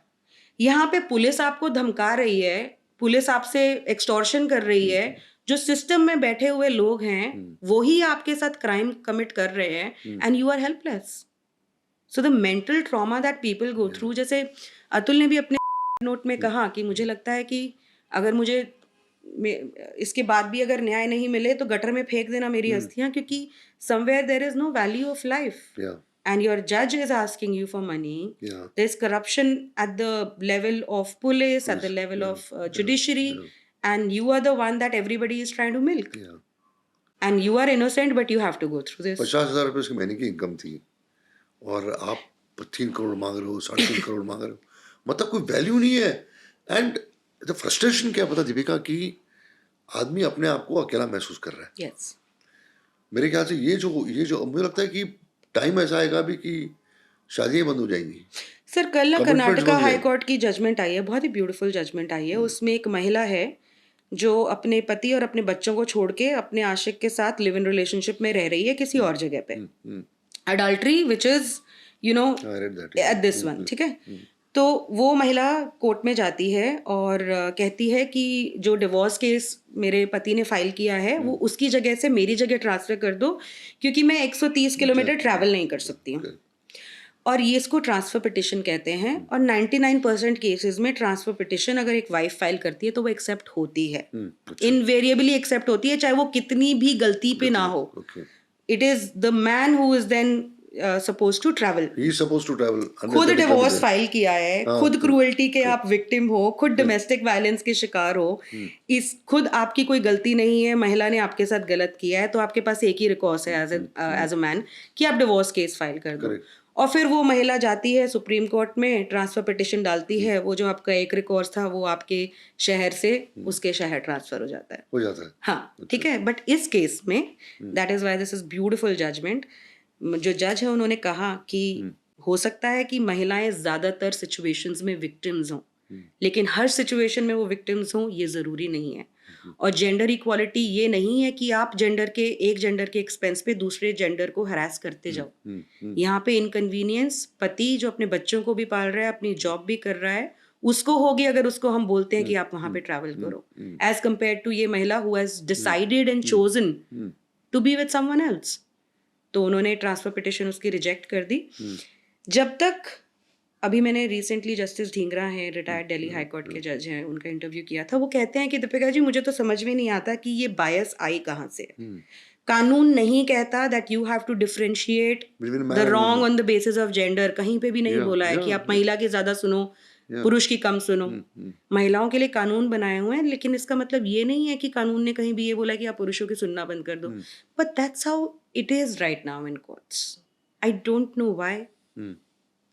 Probably because of course there is no doubt that women have gone through so much in history, but if you punish the current generation for the wrongs done in the past, I don't know if that's a fair deal, and I don't know where we would lead as a society if we continue to allow this to happen. लगभग हर वक्त देखा जाता है maximum cases में कि child जो है ना, बच्चा जो है, उसका इस्तेमाल किया जाता है एक्सटॉर्शन के लिए. So how do you look at these such cases and how do you fight such cases? Because बच्चा जब बीच में आ जाता है पूरे उसमें, तो आपकी थिंकिंग और आपका पूरा जो एटीट्यूड जो उसको लेके थोड़ा अलग हो जाता है, उसमें सिंपैथी मिलनी शुरू होती है. एंड ये पता है उसको कि ये एक अच्छा हथियार है मेरे पास और इसका इस्तेमाल मैं करके तो जुडिशरी में भी इधर उधर उसका इस्तेमाल जो है होता है. तो how do you handle such cases और कैसे होता है अक्सर ये? अशोक सर, बच्चों का इन केसेस में बहुत ही ज़्यादा गलत इस्तेमाल हो रहा है. और मैं सोचती हूँ, इनफैक्ट मार्टिर्स ऑफ मैरिज के बाद मैंने सोचा था कि मैं इस प्रोजेक्ट के ऊपर काम करूँगी, बट नहीं मैं तब शुरुआत कर पाई. बट जो बच्चे बेचारे डिवोर्सेस के शिकार हैं, डिवोर्स कोई गलत चीज़ नहीं है, इसमें कोई दो इंसान अच्छी तरह से नहीं अपने साथ रह रहे, कोई प्रॉब्लम नहीं, आप डिवोर्स ले लीजिए. लेकिन ये जो एक दूसरे के दुश्मन बन के एक दूसरे की जिंदगी बर्बाद करने की जो कवायद है, वहाँ पे प्रॉब्लम है, जिसमें एक पक्ष के पास तो सारे कानून हैं और एक पक्ष के पास, बेचारे के पास कुछ करने को नहीं है. तो बहुत ही आम है कि जब एक कॉन्फ्लिक्ट क्रिएट हो गई है तो महिला जो है बच्चे को लेकर अपने घर चली जाती है, फिर वहीं पे जाके सारे के सारे केसेस फाइल करती है और बच्चे की ना शक्ल दिखाती है, ना वीडियो कॉल करवाती है, ना बात करवाती है, लेकिन उसी बच्चे के मेंटेनेंस के लिए कोर्ट में केस डाल देती है. और हमारे कानून में हमारी कोर्ट्स कहती हैं welfare of the child is Paramount. Absolutely fair and absolutely fine. But are they actually looking at the welfare of the child, or they are looking at the welfare of the woman or the mother? I'm not too sure. I think it's the latter. Why I am saying this, Atul Subhash और निकिता सिंघानिया का भी आप case देख लो तो 3 साल का बच्चा उसको बोर्डिंग स्कूल में डाल रही है वो, एक पढ़ी लिखी महिला जिसके अपने पेरेंट्स भी हैं, करेक्ट, वो भी पाल सकते थे, चलो ठीक है माना आप वर्किंग लेडी हैं, आप किसी और शहर में रह रही हैं, आप नहीं बच्चे की देखभाल कर पाई, कम से कम किसी, और आप नहीं कर पा रही हैं तो चलो ठीक है फादर को दे दो ना, लड़के को दे दो, उसके पेरेंट्स को दे दो, वो तो वैसे ही आपसे गिड़गिड़ा रहा है कि मुझे मेरा बच्चा दे दो, लेकिन नहीं, फादर को ना तो बच्चा देंगी ना उसकी विजिटेशन राइट्स देंगी, और बल्कि मोटी हैवी 40,000 रुपीज मेंटेनेंस मांगी थी उसने 3 साल के बच्चे के लिए, उसको आप बोर्डिंग स्कूल में डाल देंगी, तभी तो खर्चा दिखा पाएंगी ना इतना मोटा। करेक्ट। लेकिन 3 साल के बच्चे को बोर्डिंग स्कूल में डाल देना, और ये एक केस नहीं है अशोक सर, बहुत सारे केसेस हैं जहाँ पे माएँ क्या करती हैं, बच्चे की कस्टडी अपने पास रखती हैं, उनको बोर्डिंग स्कूल्स में डाल देती हैं, या उनको अपने माँ बाप के पास पटक देती हैं, कोई लेना देना नहीं होता, लोगों को कितना भी बुरा लगता रहे मेरे शब्दों का, मुझे कोई फर्क नहीं पड़ता, क्योंकि ये हम सत्यार्थ में होते हुए देख रहे हैं। लोगों का लगता है कि माएँ जो है वो बहुत ज्यादा मदरली इंस्टिंक्ट होती है, लेकिन और मैं रेस्पेक्ट करती हूँ उन महिलाओं की जो अपने काम को भी पूरी शिद्दत से करती हैं, अपने मातृत्व को भी पूरी शिद्दत से निभाती हैं, सैल्यूट टू देम, लेकिन सब महिलाएं ऐसी हो ऐसा नहीं है। आज के टाइम पे ऐसे भी केसेस हो रहे हैं जहाँ पे सूचना सेठ जैसे बैंगलोर में जिसने अपने बच्चे को मार दिया सिर्फ इसी वजह से कि वो खुश नहीं थी कि बच्चे को की विजिटेशन राइट्स उसके फादर को मिल गई थी। और ऐसे एक केस नहीं है, वो तो बहुत मीडिया में हाईलाइट हो गया, हमने बहुत सारे ऐसे केसेस देखे हैं जहाँ पे अपने लवर के साथ मिलके अपने बच्चे को मार दिया, या बच्चे ने उसको कॉम्प्रोमाइजिंग पोजीशन में किसी के साथ देख लिया तो उसको मार दिया। तो मैं ये बोलना चाह रही हूँ, क्रिमिनल इंस्टिंक्ट पुरुषों में भी हो सकता है और महिलाओं में भी हो सकता है, ऐसी कोई बात नहीं है। तो बहुत सारे ऐसे केसेस हैं जहाँ पे महिला को कोई इंटरेस्ट नहीं होता बच्चे में, कोई मदरली अफेक्शन नहीं है, in fact she doesn't even like him because he is he is child from a man that she does not love anymore, she does not like anymore, and she is fighting with. तो लेकिन उन situations में भी courts की जो है sympathy वो ज्यादातर मदर के तरफ ही रहती है। इनफैक्ट एक केस है अशोक सर, मुझे बहुत ज्यादा बुरा लगता है उस आदमी के लिए। रोहतक का एक मैटर है, ये लड़का लव मैरिज करता है और अपनी वाइफ को जिसके साथ उसने लव मैरिज करी है उसको मास्टर्स खुद कराता है। वो प्रोफेसर एज ए ज्वाइन कर लेती है एक कॉलेज में, और वहाँ पे उसका अफेयर किसी और आदमी के साथ हो जाता है। इस आदमी के पास इस लेवल तक एविडेंसेस हैं कि जब वो मेकआउट कर रही है अपने किसी और आशिक के साथ, तब इसने क्योंकि गाड़ी में कुछ रिकॉर्डिंग डिवाइसेस लगाई थी तो इसके पास पूरी रिकॉर्डिंग है। जिस टाइम पे वो अपने लवर के साथ she is having chilling time and she is chilling out, इनका बच्चा जो है हॉस्पिटल में फीवर में होता है 104, और कॉल पे इसके पास रिकॉर्डिंग है कि ये उसको आने के लिए बोल रहा है और वो बोलती है कि मैं तो लेट हो गई हूँ, ट्रैफिक में स्टक हूँ। इस आदमी के पास इस लेवल तक के एविडेंसेस हैं, लेकिन इस आदमी को अपने ही बच्चे की कस्टडी नहीं मिलती है। ये महिला जो है जब इसका अफेयर एक्सपोज हो जाता है तो ये छोड़ के अपने पति को अपने बच्चे को साथ में लेके अपने घर पे चली जाती है, अपने बच्चे को घर पे छोड़ के आयरलैंड चली जाती है पढ़ाई के लिए, एक छोटी सी नन्ही सी जान को छोड़ के My God. आयरलैंड चली जाती है, वहां पे अपनी पढ़ाई तसल्ली से पूरी करती Who's है। looking after the child? Her parents and not even her parents, her parents, क्योंकि इसके लड़की के पेरेंट्स भी जो है वर्किंग क्लास हैं, तो घर पे पढ़ दादा पढ़ नाना पढ़ नानी के साथ ये बच्चा पलता है। छोटा सा 4.5 साल की जान इतना मोटा मोटा चश्मा लगाता है क्योंकि कोई देखभाल करने के लिए है नहीं, तो सारे दिन टीवी देखता है। इतनी छोटी सी नन्ही की जान के आंखों के ऊपर इतने बड़े ग्लासेस, लेकिन क्योंकि छोटे ही उम्र में नाना नानी के पास वो रह रहा होता है, और तो कोर्ट जो है पिता को विजिटेशन राइट्स देती है, कस्टडी फिर भी नहीं देती है। फिर एक ये लेवल पे आते हैं कि इस लड़की को रियलाइज होता है कि ये बच्चा तो जो है मेरे करियर में ब्लॉक है वो सब, तो इसको बोलती है कि तू कस्टडी ले ले, मैं तेरे को डिवोर्स दे दूंगी। सारी चीजें प्लानिंग हो जाती है, सब कुछ हो जाता है, सडनली फिर उसको पता नहीं क्या होता है, वो विड्रॉ कर लेती है और बोलती है मैं कस्टडी नहीं दूंगी। ये बच्चा फिर अपने बच्चे को, ये आदमी फिर अपने बच्चे को मिलने के लिए तड़पता रहता है। इसके पास वीडियोज है अशोक सर, इतनी सारी वीडियोज। इसको जो विजिटेशन डेट पे मिली हुई है डेट, ये अपने पूर्व पत्नी एस्ट्रेंज वाइफ के घर पे जाता है जहाँ पे इनका बच्चा है, दरवाजे खटखटाता है, कहता है आज मेरी डेट है, मेरे बच्चे से मुझको मिलवा दो। बच्चा नहीं है घर पे, वो ट्यूशन गया हुआ है, वो दूसरे शहर गया हुआ है, उसको बुखार है, इसको मिलने ही नहीं दिया जाता। उसके बाद ये मरता क्या ना करता, एक बार इसकी विजिटेशन होती है, अपने बच्चे को लेकर ये किसी और स्टेट में चले जाता है घूमने के लिए। वो 7 दिन ये अपने बच्चे के साथ खूब अच्छे से रहता है, मस्ती करते हैं ये सब, मतलब वो बस 7 दिनों में इसने अपनी जिंदगी जी ली। पीछे से ये मोहतरमा सोशल मीडिया पे वायरल कर देती हैं कि इनके बच्चे को किडनैप कर लिया गया है। What are you saying? Yes, और वो स्टोरी हो जाती है भयंकर वायरल। फिर बाद में पता चलता है कि जिसको किडनैपर बोल रही है वो तो बच्चे का बाप है। लेकिन आप देखिए एक पक्ष अपने आप को कितना स्ट्रेंथेंड महसूस करता है अशोक सर, कि उस महिला में इतनी हिम्मत है कि वो पूरे शहर में इस आदमी की शक्ल के पोस्टर छपवा देती है, किडनैपर लिख के। My God. पुलिस उसके पीछे पागलों की तरह पड़ी हुई है क्योंकि मीडिया में इतना ज्यादा आ गया। और फिर वो उसको पता नहीं कि इसका हस्बैंड है। नहीं, पुलिस को पता है हस्बैंड है, लेकिन भैया सोशल मीडिया पे इतनी वायरल होगी, बच्चा लेकर चला गया, कोर्ट की परमिशन नहीं है, बैकग्राउंड कोई नहीं देख रहा है कि ये बेचारा 7 साल से तड़प रहा था अपने बच्चे के साथ विजिटेशन लेने के लिए, उसका ये आउटकम है, वो किसी को नहीं देखना है। बट अब क्योंकि बच्चे को लेकर चला गया है तो ये तो क्रिमिनल हो गया। तो एनी विच वेज, जब क्योंकि इसको पता है कि पुलिस इतनी जबरदस्त पीछे पड़ी हुई है, तो ये लोग खुद वापस आ जाते हैं। बच्चा CWC चाइल्ड वेलफेयर कमीशन में बाकायदा बोलता है कि मैं अपने पापा के साथ गया था, मैंने अपने पापा को बोला था कि मुझे घूमी घूमी करने ले जाओ, और I had a great time with my father. उसके बाद अब ये सिचुएशन है कि ये मोहतरमा विदाउट कोर्ट्स की परमिशन उस बच्चे को लेकर परमानेंटली आयरलैंड चली गई है, और ये यहाँ पे फादर बेचारा हर रोज रो रहा है। So what is the law?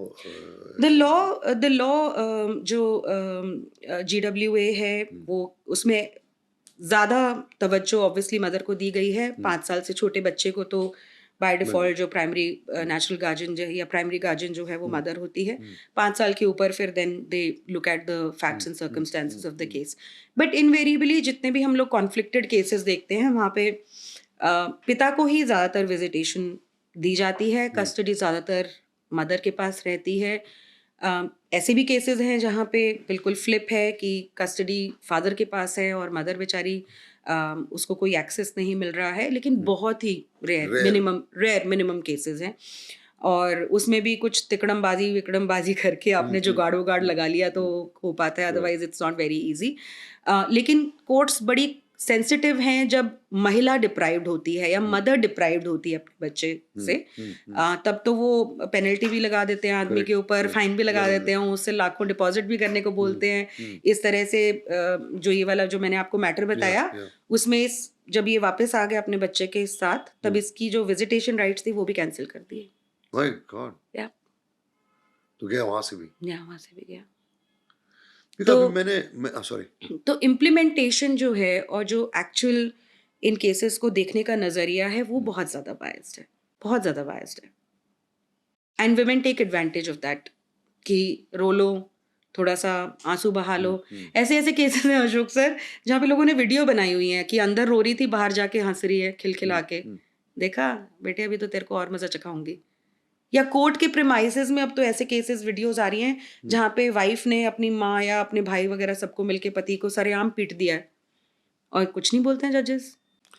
What is the reason? Why is this mindset not changing? क्या रीजन क्या है? जब अगर हम ये बात सुन रहे हैं तो हम, it's a very convincing argument the way you are presenting all the cases and all the जो भी कुछ है। I am also a man, so it's very important। मुझे लगता है इस बात में इन चीज़ों में काम होना चाहिए, इन चीज़ों में इसका सलूशन निकालना चाहिए कि ये जो केसेस हैं, ये जो सब्जेक्ट्स हैं, इसका कहीं ना कहीं तो दीपिका हैंडल करना पड़ेगा ना, कहीं तो इसका सलूशन निकालना पड़ेगा। तो टाइम अगर आदमी शादी नहीं करेगा सर मुझे जो लगता है इसका रीजन ये है कि there is an overall incentivisation, specially after the Nirbhaya case. It's like the country just woke up that now everything has to be done for women and suddenly मतलब एक पता नहीं वो माइंड शिफ्ट हुआ या क्या हुआ, बट मुझे ऐसा लगता है, प्रॉबेबली आई एम रॉन्ग, क्योंकि तो 2012 में ही मैंने काम करना शुरू किया था, 2011-12 में इन चीज़ों को देखना शुरू किया था। और लेकिन my perception is also rooted into the judgements that I have read of the past, या फिर केसेस जो I have read of the past. पहले यूँ था कि कानून जो है उसमें इतना ज़्यादा मतलब मुझे रिडिकुलसनेस नहीं लगता था, बट निर्भया के बाद वो एक पूरा इकोसिस्टम में मुझे यूँ लगता है कि बहुत ज़्यादा बायस स्प्रेड हो गया। वैसे तो देखिए कानून तो एक तरफा है, उसमें तो कोई डाउट नहीं है। और ये सारे कानून कहाँ से आते हैं? हमारे कॉन्स्टिट्यूशन में एक एक्सेप्शन या एडिशन है, article 15(3). So it says there is no embargo on the state to create special provisions for women and children. अब आप special provisions of women and children create करो, कोई प्रॉब्लम नहीं है, लेकिन आप एक जेंडर को पूरा एक्सक्लूड कर दो जबकि वो भी उस चीज़ के शिकार हो सकते हैं। I don't think so the constitution meant that, but right now there is an incentivisation and that is where the bias is coming from. If you have more convictions in crime against women cases, it is seen great. If you pass judgments that are more pro-women, you are seen as an amazing judge. Correct. If you pass judgments which are pro-men, I would not say pro-men, pro-justice, and I can prove that with an example, you are sent for gender sensitization programs. My God. एक जज है दिल्ली के, उन्होंने 2014 की बात है, मुझे आ रहा है स्टार्टिंग में की बात है, उन्होंने कुछ बहुत प्यारी जजमेंट्स दी के केसेस में जो बकायदा झूठे केसेस थे, और उन्होंने कुछ एडिशनल अपने कमेंट्स दे दिए। फॉर एग्जांपल कि girls first look for greener pastures and then cry rape. उसमें ये केस था कि लड़की अलेज कर रही है कि इस लड़के ने मेरे को किडनैप करके और हिमाचल प्रदेश ले गया, वहां पे 3 दिन होटल में रखा, और मैं तो की विक्टिम हूँ। तो जज बकायदा एक्सप्लेन कर रहा है कि भाई तुम बस में गए हो, इतने सारे लोग बस में होते हैं, आपको कुछ कोई मूर्छित करके भी लेके जा रहा है तो क्या आसपास किसी लोगों को पता नहीं चलेगा क्या? फिर आप 3 दिन वहां पे होटल में बसे हो, आराम से अपना एंजॉय कर रहे हो, फिर उसके बाद जब कुछ गड़बड़ हो गई तो आप का केस। तो इस तरह से उन्होंने कुछ केसेस में अक्विटल दिया, झूठे केसेस में आदमियों को। फेमिनिस्ट चढ़ गई उनके ऊपर, अच्छा, लिख दिया हाई कोर्ट को उनके खिलाफ, तो उनको जेंडर सेंसिटाइजेशन के लिए भेज दिया। सो पुलिस में अब आप देख लीजिए, आपकी charge sheeting rate crime against women में अगर बहुत टॉप नॉच है तो एक आपको इंसेंटिव है। आप महिलाओं को कितना ज़्यादा किसी केस में तवज्जो दे रहे हैं, तब आपके पास इंसेंटिव है। मतलब जस्टिस के लिए कोई इंसेंटिव नहीं है, एक जेंडर के प्रो होने के लिए इंसेंटिव है, मुझे ऐसा लगता है। That is the reason for this entire this thing coming. And I'll give you an example. कल मुझे एक पुलिस ऑफिसर ने कॉल किया, और वो मेरे काम को जानते हैं और मेरी डॉक्यूमेंट्री इंडिया सन्स उन्होंने देखी हुई है। तो उन्होंने मुझे बोला, मैम हमारे पास एक केस आया है जिसमें लड़की अपने देवर के ऊपर पढ़ रहा है, वो स्टूडेंट है लड़का, उसके ऊपर एलिगेशन लगा रही है कि 2 साल पहले इसने फलाना डेट को मेरा किया है, और उसका अपने हस्बैंड के साथ डिस्प्यूट चल रहा है। मैम जिस दिन की वो डेट वो बता रही है ना, उस दिन दिवाली थी। मैम अब दिवाली के दिन एक 4 दीवारी में जहाँ पूरा का पूरा कुनबा आके बैठा हुआ है, वहां पे ऐसी कैसे चीज हो सकती है?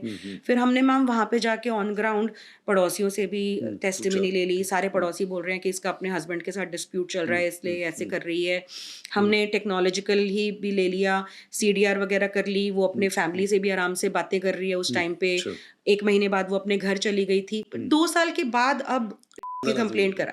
तो इससे हम बोला कि मैम हमने फाइनल रिपोर्ट फाइल कर दी, कैंसिलेशन फाइल कर दी कि ये झूठा आरोप हमें लग रहा है। हमने जज के सामने प्रेजेंट किया तो जज बोल रहा है कि तुम्हारी हिम्मत कैसे हो गई इस केस को क्लोज करने की? माय गॉड, तुम वो लड़की बोल रही है कि उस दिन इसका हुआ है तो हुआ है, तुम्हारे को ये पावर किसने दे दी कि तुम खत्म कर दो? मैं तुम्हारी कंप्लेंट करूंगा DGP के पास। वो क्यों करेगा जस्टिस? वो क्यों करेगा जस्टिस बताओ? कह रहा मैम मैं क्या करूं? मैंने कहा सर आपको बिल्कुल भी डरने की जरूरत नहीं है, मैं मीडिया में ले आऊंगी इस केस को। आप उस परिवार को बोलो मुझसे कांटेक्ट करें, अगर वो लोग बेचारे बिल्कुल इनोसेंट हैं, ये कोई मतलब हुआ? आपको साफ दिख रहा है, सामने दिख रहा है कि कोई इतना बड़ा झूठ बोल रहा है, और उसके बाद भी आप ये गॉस्पेल ट्रूथ की तरह मतलब उसको ट्रीट कर रहे हो। So there is incentivisation to be pro women, there is an incentivisation to bring schemes for women, and there is a disincentivization of doing anything which is towards neutrality or balance. anybody who even remotely talks about men or justice for men gets cancelled, especially if you are at an authoritative position. And you have to sometime pay a price for it. There are both male and female judges in judiciary who have not been seen in a very, very good light if they pass judgments that remotely called out women for their lies. So, it's a very dangerous trend. and in fact, जो मैंने आपको दिल्ली का case बताया ना, जिसमें उस lady ने इनको ससुर को बरी करा केस में, उस जज के ऊपर इंक्वायरी बैठ गई है. My God. कि आपको किसने बोला था कि आप इसके खिलाफ FIR की वो करो? अब वो इंक्वायरी में जा रही है. What are you saying? Yes, sir. My God. So these are things that happen day in day out. Nobody just talks about them. मुझे लगता है कि एक what I feel is that अगर आप from government's point of view देखिए, जिसके हाथ में सिस्टम है, जिसके हाथ में पावर है और जिसको कानून बनाने की ताकत है, they will have to seriously think about it. Otherwise, sir मैं आपको एक एग्जांपल देती हूँ. it is- मैं जो वो इंसेंटिवाइजेशन की बात कर रही थी, अब आप ये देखिए कि things have gone to that extent कि ये IPC को भारतीय न्याय संहिता इन लोगों ने पूरा का पूरा किया. I will not even go to जिस तरह की ग्राउंड प्रॉब्लम्स उसकी वजह से आ रही हैं. मतलब yesterday I was reading in FIR, सारे सेक्शंस चेंज हो गए हैं. I don't know why did they need to change the sections. अब आपको किताब उठानी पड़ती है हमेशा वो सेक्शंस देखने के लिए, जबकि जो कंटेंट है सब सेम है. But what I was coming to, पहले जैसा मैंने कहा कि लॉज का मैंने जब काम शुरू किया मुझे दिखने लगा कि 490 की तरह अब 376 केसेस का भी मिसयूज हो रहा है. तो एक पर्टिकुलर एलिगेशन जो हजारों की संख्या में आने लग गए, वो था कि शादी का झांसा दिया है. 5 साल से लेके 10 साल से लेके 15 साल से लेके 20 साल से लेके 30 साल तक के कंसेंशुअल रिलेशनशिप के बाद एक महिला कह रही है इसने 30 साल मुझे शादी का झांसा देके रेप किया है. और वो FIR भी हो रही है, उस बंदे को ट्रायल पे भी डाला जा रहा है. तो जहां हमने कानून बदला था कि हम निर्भया के जो रेपिस्ट थे, ऐसे मॉन्स्टर्स को हम लोग एक स्ट्रिक्टेस्ट पनिशमेंट दे, वहां पे एक ऐसे आदमी को आप जेल में डाल रहे हो जिसका 10 साल के बाद ब्रेकअप हो गया और उसको आपने का एलिगेशन लगा दिया. 2015 में ये डेटा डॉक्यूमेंट होने लगा NCRB में. हम लोगों ने डेटा देखा तो 2015 में शादी का झांसा देकर करने वाले परसेंटेज थी टोटल केसेस की 20%, 21%. By the end of 2019, 50%, 51% of the cases filed in India were outcome of a broken relationship where the girl would say that he raped me on false promise of marriage. My God. 51% cases. Then we call ourselves the capital of the world. अब जब भारतीय न्याय संहिता आई तो पहले इतना ज्यादा misuse हो रहा था शादी के झांसे का. इनफैक्ट उड़ीसा हाईकोर्ट ने तो ये भी बोला कि इस पूरी चीज को रीलुक करो भाई. 5 साल के बाद आप बोल रहे हो कि आपको शादी का झांसा दिया था, आप एक ग्रोन अप वुमन हो, अडल्ट वुमन हो, उसके बाद आप केस कैसे? तो this needs to be relooked. But instead of relooking brought a new law called section 69 जो कहता है कि अगर किसी आदमी ने एक महिला को शादी का झांसा दिया है या जॉब का झांसा दिया है या प्रमोशन का झांसा दिया है और उस ग्राउंड पे, उस झांसे के ग्राउंड पे वो उसके साथ करता है, तो उसको 10 साल तक की पनिशमेंट हो सकती है. Rajya Sabha committee who was looking into all of these laws that were being brought in Bharatiya Nyaya Sanhita has categorically written that this law is problematic. Section 69 is problematic. You cannot get into affairs of people or you cannot get into कि किसने किसको किस premise के ऊपर वो किया. And it is a very wrong law जहाँ पे आप ये बोल रहे हो कि एक्सरसाइज ऑफ पावर सिर्फ आदमी के हाथ में है कि वो ही किसी को जॉब दे सकता है या वो ही किसी को प्रमोशन दे सकता है या वो ही किसी को शादी के लिए बोल के तो दे सकती है ना, औरत भी तो दे सकती है ना. तो उन्होंने ऐसे 5-6 चीजें लिखी जिसकी वजह से ये उन्होंने बताया कि section 69 is a very problematic law. But I think law आ गया, अब सेक्शन 69 में अंदर जा रहे हैं लोग. My God. My God. So instead of relooking, it's going from bad to worse now. yes, I don't know when will it change. अगर अतुल सुभाष केस में अतुल की जगह कोई अतुल्या होती तो पार्लियामेंट में आवाज उठती, मैट्रिमोनियल केसेस को रीलुक किया जाता, उनको रिहैश कर दिया जाता, चेंज कर दिया जाता, सारी महिला मेंबर ऑफ पार्लियामेंट प्रोटेस्ट निकालती, and the things would have been an absolutely different level. But because a man died here, leaving a 59 minutes video, एक मेंबर ऑफ पार्लियामेंट ने आवाज पार्लियामेंट में नहीं उठाई. चीफ जस्टिस ऑफ इंडिया जो brutal cases होते हैं क्राइम अगेंस्ट वुमेन के, जो सुओ मोटो केसेस कॉग्निजेंस ले लेते हैं, इलाहाबाद हाई कोर्ट ने भी सुओ मोटो कॉग्निजेंस नहीं लिया. एक इंक्वायरी भी ऑफिशियली वो जज के खिलाफ इनिशिएट नहीं की कि हम लोग एटलीस्ट इंक्वायर तो करें. That person has written in his note बहुत ही सीरियस एलिगेशंस ऑफ करप्शन है. वो जज फिर उसके बाद ऑब्वियस सी बात है, जब उसके ऊपर कहीं से कोई प्रेशर नहीं आएगा तो फिर उसने डिफेमेशन केस फाइल कर दिया है सारी आधी से ज्यादा दुनिया के ऊपर, और वो कह रही है कि मेरे ऊपर कोई इंक्वायरी भी नहीं बैठी है तो you can not take my name in media. So the bias is very very palpable and bias is very very visible. We are heading towards a disaster, that means. Yeah, that's exactly what We're the really police heading towards officer a said. disaster. Yeah. Insecurity. मेरे ख्याल से young जितने भी जो next generation है, मैं आपको एक केस बताती हूँ. रहेगी सब पूरी. मैं आपको एक केस बताती हूँ, और एक नहीं, ऐसे बहुत सारे अब मैं केसेस कर चुकी हूँ अशोक सर. 2021 में एक लड़का मेरे पास आता है और वो कहता है कि मैम प्लीज मुझे बचा लो, मैं करने के कगार पे हूँ. मैंने कहा क्या हुआ? तो कहता है कि मैम मेरी को जबरदस्ती एक लड़की से शादी करनी पड़ी क्योंकि वो मुझे धमकी दे रही थी कि वो मेरे ऊपर केस लगा देगी और मेरे दोस्तों के ऊपर केस लगा देगी.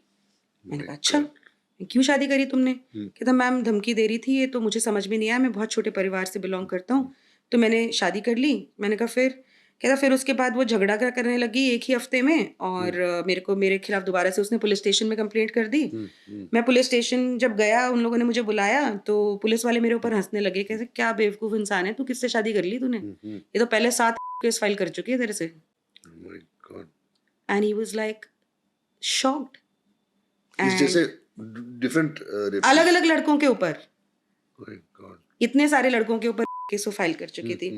फिर मैंने इसके सारे छानबीन करनी शुरू करी कि भैया ये है क्या मतलब. फिर पता चला कि वो लड़की सिर्फ गुड़गांव में 7 केस 7 अलग अलग लड़कों के ऊपर फाइल कर चुकी थी, और हर में बोलती थी कि इसने मुझे शादी का झांसा दिया, इसने मुझे शादी का झांसा दिया, इसने मुझे शादी का झांसा दिया.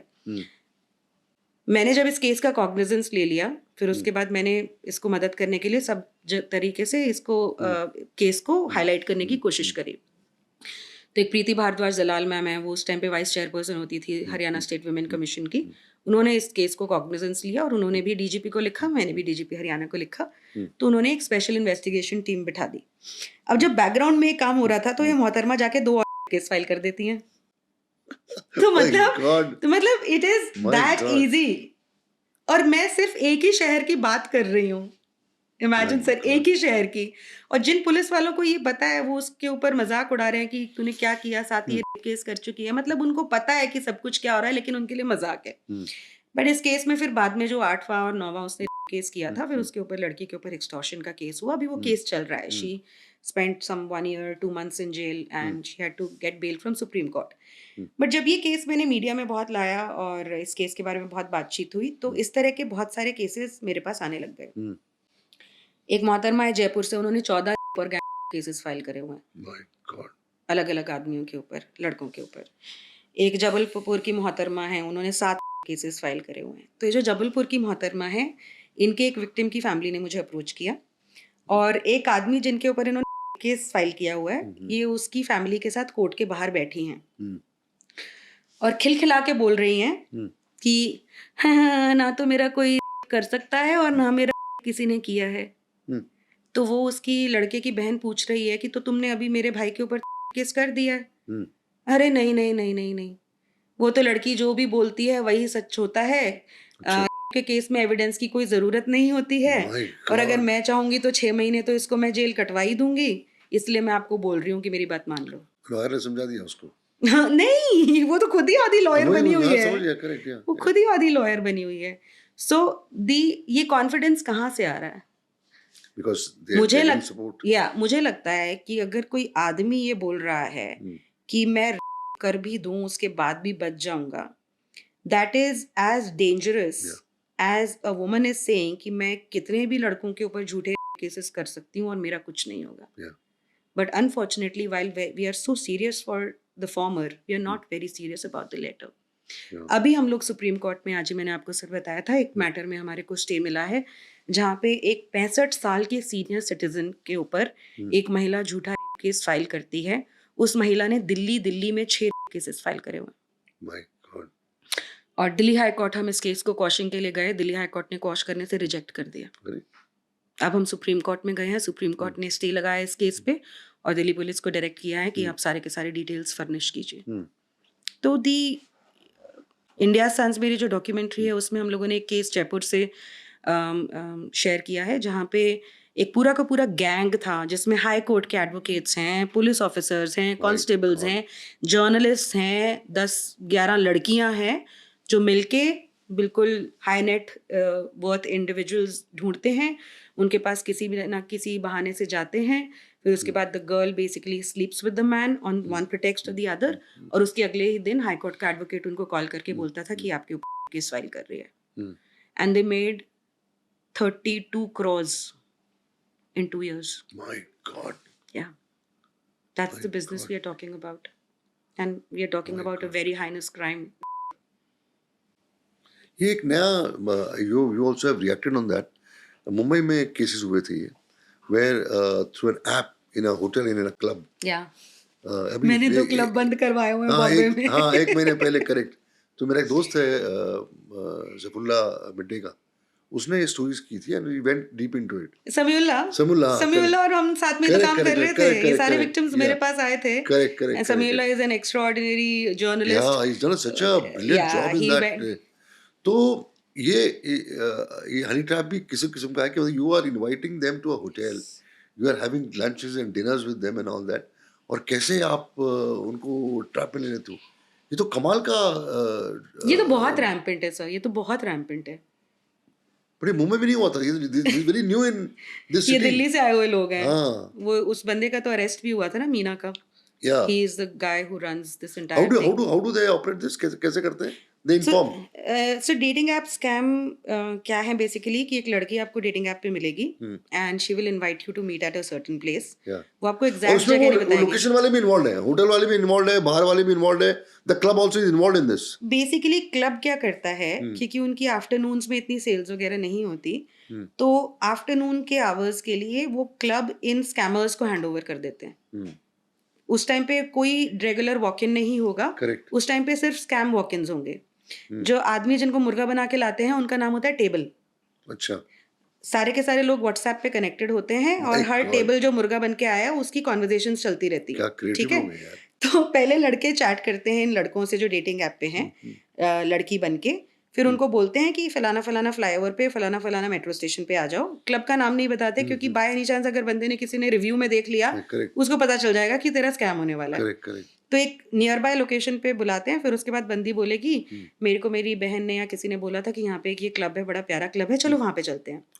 वहाँ पे जाएंगे, लड़का बैठेगा, वो बेचारा अपनी एक बियर ऑर्डर करेगा. इतने में ये लड़की जो है 3-4 ड्रिंक्स ऑर्डर कर देगी और उसके साथ बहुत सारा पैराफर्नालिया ऑर्डर कर देगी. ठीक है. और वो जो लिकर जो लड़की को सर्व करी जाती है वो लिकर नहीं होती, वो पानी होता है. हाँ. और with in half an hour 40 minutes में लड़की बोलेगी कि मेरे को घर से कॉल आ रही है, मेरे भाई का फोन आ गया है, मुझे निकलना है. सारा का सारा बिल लड़के के ऊपर टूटेगा. फिर उसके बीच में एक बोलेगी कि मेरा बर्थडे है आज तो मुझे फायर शॉट्स चलाने हैं. बंदा सोचेगा चलो बर्थडे है, शायद क्लब की तरफ से फ्री होगा. 2-3 फायर शॉट्स चला लेगी. वो एक फायर शॉट 5,000 रुपए का, और वो मेनू में लिखा नहीं होता है. 70,000 की बिलें होती है, लाख रुपए की बिल होती है एक just for that party. वो लड़की निकल जाएगी वहां से और बीच में वॉशरूम जाती है. फिर क्लब वालों से पूछती है कि कितना बिल हो गया. फिर जब एक डिसेंट अमाउंट का बिल हो जाता है तब वो वहां से कट लेती है. और फिर बाउंसर्स होते हैं जो इस बंदे को अगर इसने किसी भी तरह का वो किया, ऑब्जेक्शन किया, तो इसको पीटते हैं. तो ऐसे ऐसे करके पहले एक रेड क्लब के विक्टिम्स मेरे पास आए बहुत सारे, और फिर इसके बाद गॉडफादर के आए मेरे पास विक्टिम्स बहुत सारे. गॉडफादर ने तो हद मचा रखी थी. इसके तो लगभग 21 विक्टिम्स हमारे पास थे. और टोटल जो अमाउंट था उन सबका जो स्कैम करा हुआ था वो लगभग 18.5 लाख ऐसा कुछ था.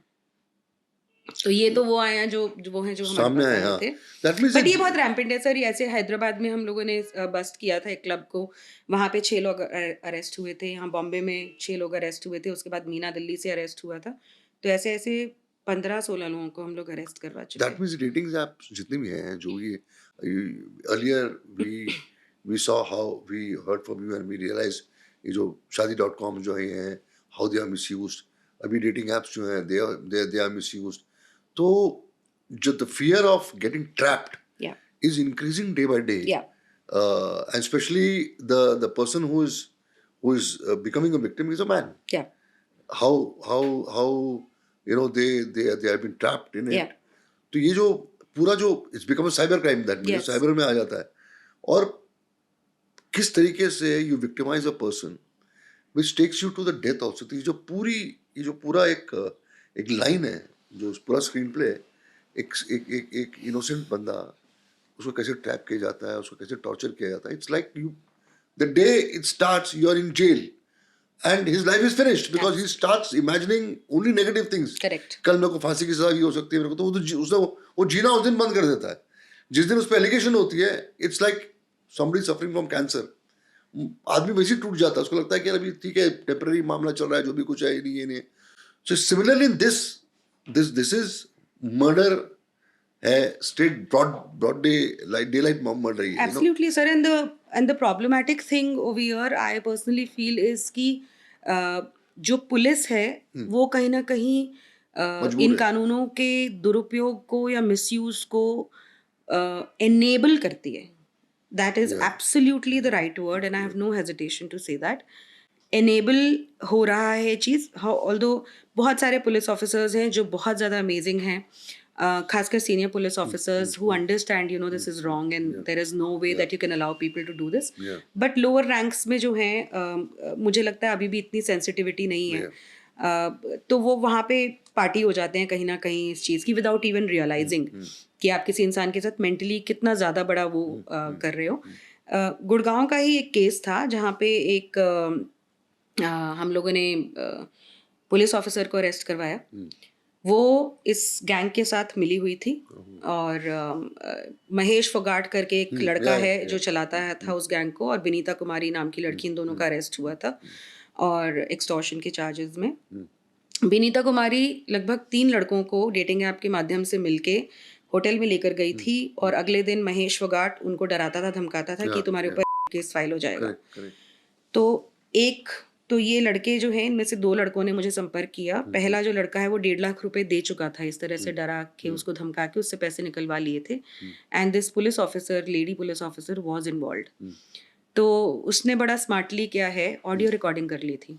तो उस ऑडियो रिकॉर्डिंग में ये जो लेडी इन्वेस्टिगेशन ऑफिसर है इसको बोल रही है कि मेरे भाई पैसे दे दे, ये तेरे ऊपर केस लगाएगी, तू 6 साल तक टंग जाएगा, ठीक है ना, मैं तो तेरी ही भलाई की बात कर रही हूँ, इसको रफा दफा कर ले, अभी तो कंप्लेंट ही फाइल हुई है, मैं एफआईआर नहीं फाइल करूंगी, पैसे दे दे, मैं तो तेरे ही भले की बात कर रही हूँ।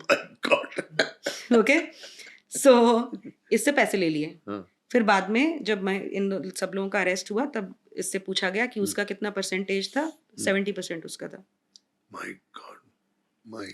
तो अगर आप, और ऐसे बहुत सारे पुलिस ऑफिसर्स गैंग्स का पार्ट हैं, बकायदा ये तो कैसे पॉसिबल होगा? धड़ल्ले, हाँ एग्जैक्टली सर। आपके साथ जब तक लॉ एनफोर्सिंग एजेंसीज का सपोर्ट नहीं है, Yes. How can you survive otherwise? How can you keep on repeating the same and same crime? How can you do that? एक और बहुत इंटरेस्टिंग केस बताती हूँ। फरीदाबाद में एक आदमी के ऊपर केस डलता है, उसको थाने में उससे डिमांड करी जाती है 50 लाख रुपए की कि तू 50 लाख रुपए दे दे तो लड़की अपनी स्टेटमेंट बदल देगी, और तू 50 लाख रुपए नहीं देगा तो तू जेल जाएगा। ये कॉन्वर्जेशन थाने के बाहर हो रही है इस गैंग लीडर के द्वारा। I am not making any allegations because इस केस में हम लोग अभी तक आइडेंटिफाई नहीं कर पाए हैं कि कौन ऑफिसर्स कनेक्टेड थे इससे, बट ऑब्वियसली बात है कि ऐसा नहीं हो सकता, right?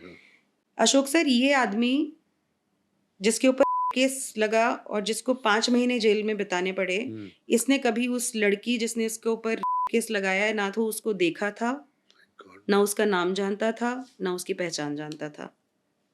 Not a touch between this man and this woman, and there was a rape case and he had to spend 5 months in jail.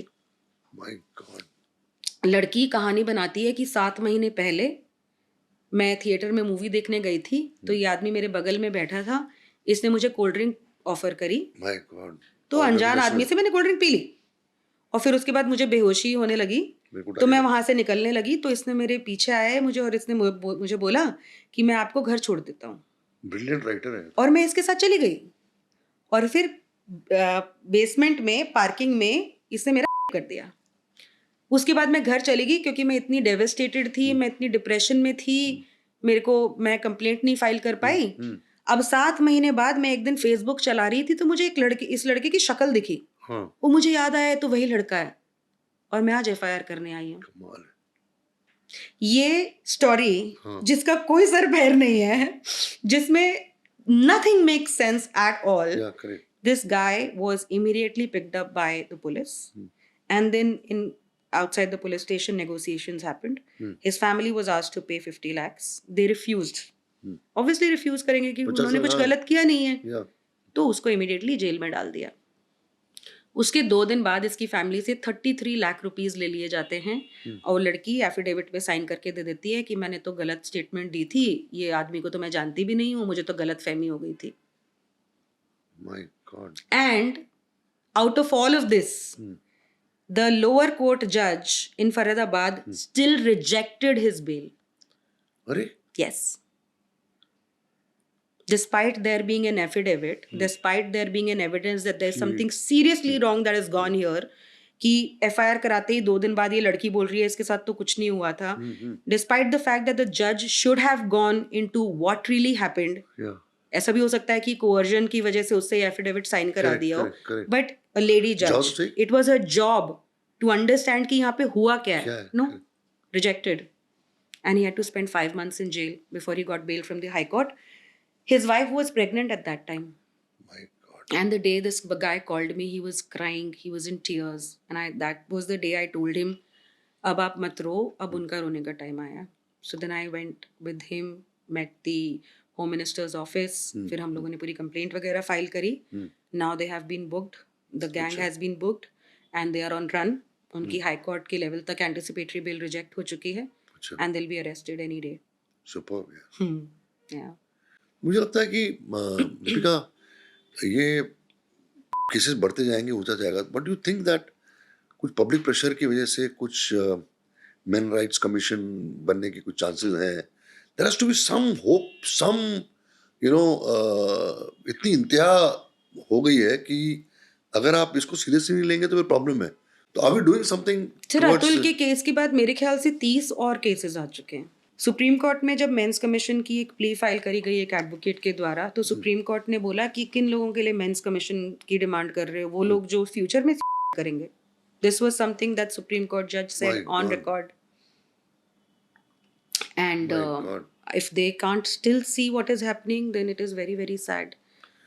जाओगे कहाँ? कोर्ट्स का ये अगर रिएक्शन है, लॉ एनफोर्सिंग एजेंसीज का ये असर है, तो मतलब हम हाथ पैर ही मारते जाएंगे. I think the future is that this will keep on happening and we will be fighting here and there.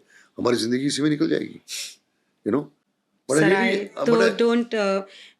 Atul Subhash के बाद केस के बाद क्योंकि इतनी सारी डिस्कशंस हुई, और मुझे लगता है कि एज ऑफ नाउ सबसे ज़्यादा बड़ी रिक्वायरमेंट जो है, मैं नहीं कहूँगी कि आप ओवरनाइट कोई चेंजेस कर लो. जिस तरह से एक केस की वजह से आपने 2012 में चेंज कर दिया और चीज़ें have gone not become better but they have become verse in the opposite direction. I don't want कि कोई नी जर्क रिएक्शन हो, लेकिन एक थॉट फुल प्रोसेस इनिशिएट करने की बहुत ज़्यादा ज़रूरत है. जिस तरह से जस्टिस वर्मा कमेटी बिठाई गई थी, आप एक बार और एक कमेटी कॉन्स्टिट्यूट कर सकते हैं. Look at the efficacy of the laws. मुझे याद है Ashwini Kumar, doctor Ashwini Kumar formal law minister हैं, वो मेरी documentary India martyrs of marriage में उन्होंने यही कहा कि misuse of laws reduces the efficacy of these laws, and it is not a man versus woman.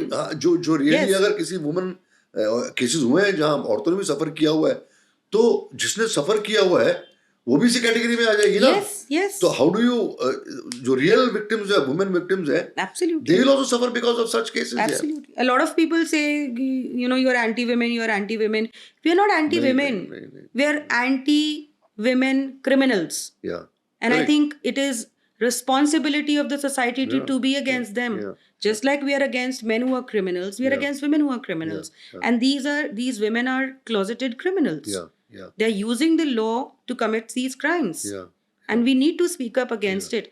एक एटलीस्ट मतलब इतना बड़ा मैसिव लेवल पे डिस्कशन हुआ तो आप सोच लीजिए सर कि इंतहा जो एपथी की है वो ये कि एक शब्द नहीं या एक इनिशिएटिव नहीं जो पार्लियामेंट में हुआ हो, तो they are not interested. Men are not a vote bank. Women are a vote bank. Yeah. Right now, every party is in a competition to announce schemes Yeah, for women and dole out ये scheme, वो scheme, Correct. ये Correct. योजना, वो योजना. Freebies. So this is the new vote bank. Yeah. Earlier it used to be caste, now it is women. See, I really don't want to end this show on a very sober, very sad note, but alimony जो है वो मांगने का basis क्या है? मतलब ऐसा होता है कि सपोज आपने देखा कि उस आदमी जो है उसकी इनकम 10,000 रुपये है, तो एलिमनी जो होनी चाहिए वो उसके सैलरी के हिसाब से होनी चाहिए कि भाई अगर 10,000 उसकी इनकम है तो एलिमनी आप 500 रुपये दो, 1,000 रुपये दो, 2,000 रुपये दो. ये होता क्या अक्सर देखा जाए कि अगर 10,000 उसकी सैलरी है, उसको देखे बगैर, उसको समझे बगैर जो है आप लाख रुपया एलिमनी अनाउंस कर देते हो, all those kind of things. So what is the basis of deciding on an alimony, and what is the basis on which the alimony is asked by that woman? You know, how do you come to that conclusion?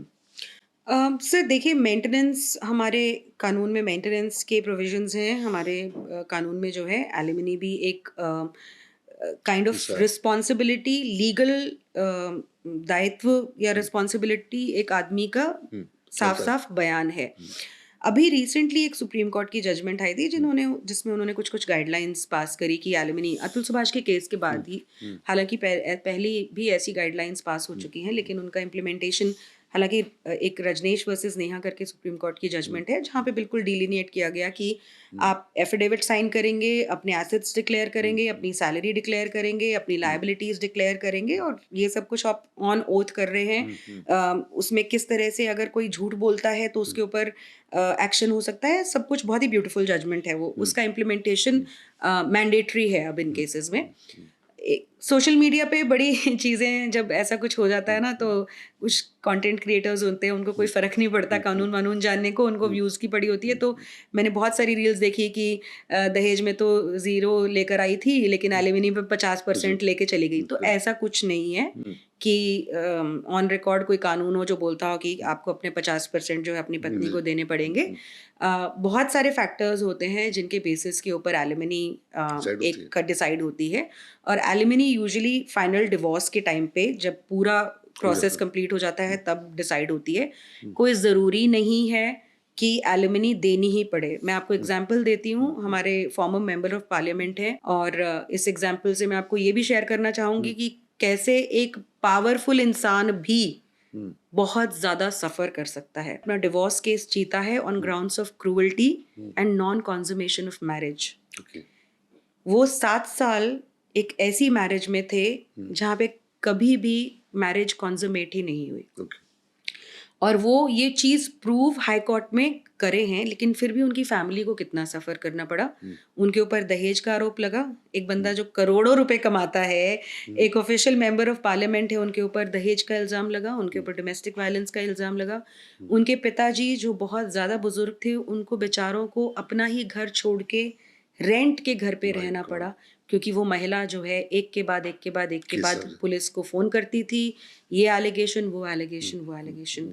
तो इनको अपना घर छोड़ के ही रहना पड़ा. But उसमें उनकी जो पत्नी है उसको कोई एलिमनी नहीं दी गई है. उनका डिवोर्स ग्रांट हुआ है, हाई कोर्ट के लेवल पे ग्रांट हुआ है, कोई एलिमनी नहीं दी गई है. क्योंकि एक तो वो केस जीते हैं, ये प्रूव किया उन्होंने कि क्रूअल्टी उनके साथ हुई थी, और दूसरा वो खुद भी महिला जो है एक एक्ट्रेस है, अपना कमाती है और अपना ध्यान रख सकती है. हालांकि उनके जजमेंट में इस चीज़ के ऊपर कोई डिस्कशन नहीं है. But alimony is decided during the divorce. Maintenance जो है वो इंटरिम मेंटेनेंस का भी प्रोविजन है और उसके बाद फाइनल डिसीजन का भी प्रोविजन है. उसके एक आजकल अनसेड रूल हो गया है कि 1/3 तो आपको देना ही देना पड़ेगा. तो लेकिन प्रॉब्लम कभी कभार बहुत जगह पे ऐसी आ जाती है, जैसे मैं आपको एक एग्जांपल बताती हूँ. अभी एक लड़का है वो उसको मैं मदद कर रही हूँ, मेरे सामने सामने उसकी शादी हुई है। शादी में 70-75 लाख रुपए लड़के ने खर्च किए। लड़की जो है एक बहुत ही उनके लेवल से बहुत कम लेवल फाइनेंशियल लेवल से आती हैं। उन्होंने हार्डली कुछ मैरिज में खर्चा किया और शादी जो है कुछ महीने भी नहीं टिक पाई है। उस लड़की ने एक जगह पे केस फाइल कर दिया और इस लड़के को पता भी नहीं चला कि इसके खिलाफ केस फाइल हो गया। और वहां पे इस लड़की ने इसकी इनकम 4 लाख या पता नहीं 4.5 लाख दिखा के सिर्फ लिखा है, वर्बल लिखा है, कोई प्रूफ नहीं दिया है, 2.5 लाख रुपए की मेंटेनेंस ग्रांट करवा ली है पर मंथ। तो अब ऑब्वियसली वो चैलेंज कर रहे हैं, देखो अब क्या होगा। बट यूजुअली जो मेंटेनेंस का ग्रांट होता है वो आदमी की सैलरी और उसकी लायबिलिटीज, उसकी इनकम और उन सब चीज़ों के ऊपर होता है। पहले ये बहुत ज़्यादा होता था कि महिला झूठ बोल देती थी कि मैं तो काम ही नहीं करती हूँ, जबकि वो काम करती है। आज भी होता है, लेकिन अब क्योंकि ऑन ओथ आपको डिक्लेयर करना होता है तो आप परजुरी वगैरह फाइल कर सकते हो। तो ऐसा नहीं है कि 50% का कोई अनसेड रूल है। बट एक जो चीज़ इम्पॉर्टेंट जो यहाँ पे अंडरस्टैंड करने की है वो ये है कि कोर्ट के थ्रू एलिमनी तो आपको बहुत बाद में मिलती है। उससे पहले आप ये जो मैंने आपको बताया कि 10 केसेस फाइल कर देते हो, वो इसीलिए आप करते हो कि लिटिगेशन में आप जाओ ही मत। वहां पे इसीलिए निकिता सिंघानिया ने पहले 1 करोड़ रुपए मांगे थे अलेजेडली, और उसके बाद अलेजेडली 3.5 करोड़ रुपए मांगे थे क्योंकि 40,000 रुपए की मेंटेनेंस ग्रांट हो गई थी। तो इनको कहा कि अब तो बेटा तुम्हारा ज्यादा प्राइस है छूटने का। तो डिमांड जो है ज्यादातर वो इसी उसमें करी जाती है कि या तो तुम दे दो और नहीं तो तुम सड़ते रहो। और बहुत सारे लोग हैं जो सड़ते रहते हैं, 10-10 साल 15-15 साल केसेस चलते रहते हैं। तो अगर if you try to fight back, और अतुल के केस में भी Ashok sir, he was fighting back, it's not that he was not fighting back, he was fighting back, he was fighting back, but वो टूट गया जब उसने देखा कि हाँ, मतलब हर चीज आपके खिलाफ इतनी स्टैग्ड है। तो जब आदमी करता है तो वो देखता है ना कि मेरे पास कोई ऑल्टरनेटिव नहीं है, तब जाके ये देखो अवधेश यादव है का नोट है, ये मार्टर्स ऑफ मैरिज में केस है। बैंकर थे ये यंग से, इनकी शादी हुई और वो लड़की कभी चाहती ही नहीं थी शादी करना, लेकिन क्योंकि इनकी फिर सेपरेशन हो गई, वो अपने घर चली गई, तो इसने इनके परिवार के ऊपर 490 डोमेस्टिक वाले सारे केस डाल दिए और ये लड़ रहे थे अपनी मेरिट के ऊपर। लेकिन फिर उन्होंने इनकी जो मतलब पत्नी जो थी, उन्होंने इनके फादर के ऊपर और इनके ब्रदर के ऊपर एक झूठा मॉलेस्टेशन का केस फाइल कर दिया। उसके बाद ही हैंग्ड हिमसेल्फ। तो इन्होंने अपने नोट में लिखा कि इस तरह का कानून हमारे देश में कैसे बना जो कि सिर्फ एक लड़की के मौखिक बयान से सबको परेशान कर देता है। क्या एक चांस नहीं मिलना चाहिए दूसरे पक्ष को अपनी बात रखने का? उसके एक स्टेटमेंट से मुझे मुजरिम बना दिया गया, पुलिस बैंक में आ गई, मेरी अपनी रेपुटेशन जहाँ मैं काम करता हूँ वहाँ खराब हो गई। उसकी सिर्फ एक स्टेटमेंट से मेरे पिता और भाई को पुलिस ले गई और मेरा परिवार, जिसने पूरी जिंदगी में कभी थाने की शक्ल नहीं देखी है, उनको वहां पर गिड़गिड़ाना पड़ा, जबकि उसकी एक भी बात सच्ची नहीं थी, ना दहेज ना मारपीट। तो और फिर ये बोलते हैं कि मैं नेशनल ह्यूमन राइट्स कमीशन को, विमेन कमीशन को, अपने प्राइम मिनिस्टर को रिक्वेस्ट करता हूँ कि उसकी एलिगेशंस को एक बार जांच करें और आपको पता चल जाएगा कि वो झूठ बोल रही है। तो किसी को नोट में लिख कर ये जाना पड़ रहा है, तो आप सोच सकते हैं कि हेल्पलेसनेस कितनी है लोगों में। और अरविंद भारती, जिनका मैटर इंडिया सन्स में, उन्होंने भी 23 पन्ने का नोट छोड़ा, उसमें लास्ट में यही लिखा कि मेरी मौत का पहला कारण कानून है। his first statement was this, and then my ex-wife. So if somebody is holding the law itself responsible, then there's definitely some problem in the law. पहले होता था कि मीडिया नहीं था, सोशल मीडिया नहीं था, एक चैनल था। अब आकार मचा हुआ है, people are reacting, people are responding, people are raising their voice against it. मुझे लगता है कि इतना होने के बाद कहीं ना कहीं कुछ तो रे ऑफ होप दिखना चाहिए। And I hope, actually I don't want, we are not defeatist people, we have always lived on hopes, and I've been seeing you, as I said earlier, the way you are fighting this battle and the way you are looking into it, passionately handling each and every case। आज के time पे कोई ऐसे काम नहीं करता, sacrifice नहीं करता है. Everybody has a life of his own. तो मुझे ऐसा लगता है कि I really want to end this show on a very positive note कि देर है अंधेर नहीं है. हाँ. और शुरू में लगता है कि नहीं होगा, नहीं होगा, नहीं होगा. Nature plays its own role. Yes. और कुदरत पे भरोसा रखते हुए I really want to applaud you, congratulate you, and you have become an inspiration to many people, many victims. Not only victims, जरूरी नहीं अभी आज मैं तुम्हारे साथ बैठा हूँ तो मैं इसलिए नहीं बैठा हूँ क्योंकि मैं विक्टिम हूँ और I want some help. But the point is we have to identify with the pain of people. Absolutely, sir. And I am sure one day will come कि हम देखेंगे कि कहीं ना कहीं से रास्ता निकलेगा. कुदरत, ऑलमाइटी गॉड, जब कुछ चीज़ की अति हो जाती है, ज़्यादती हो जाती है, तो कहीं ना कहीं से रास्ता निकल ही आता है. And we have intelligent people, we have intelligent people at the helm of affairs. कहीं ना कहीं जाके ये चीज़ हिट करेगी और इसका भी सोल्यूशन आएगा. Nobody should be troubled. Nobody should go under a pain, whether it's a man or a woman or a child or anybody for that matter.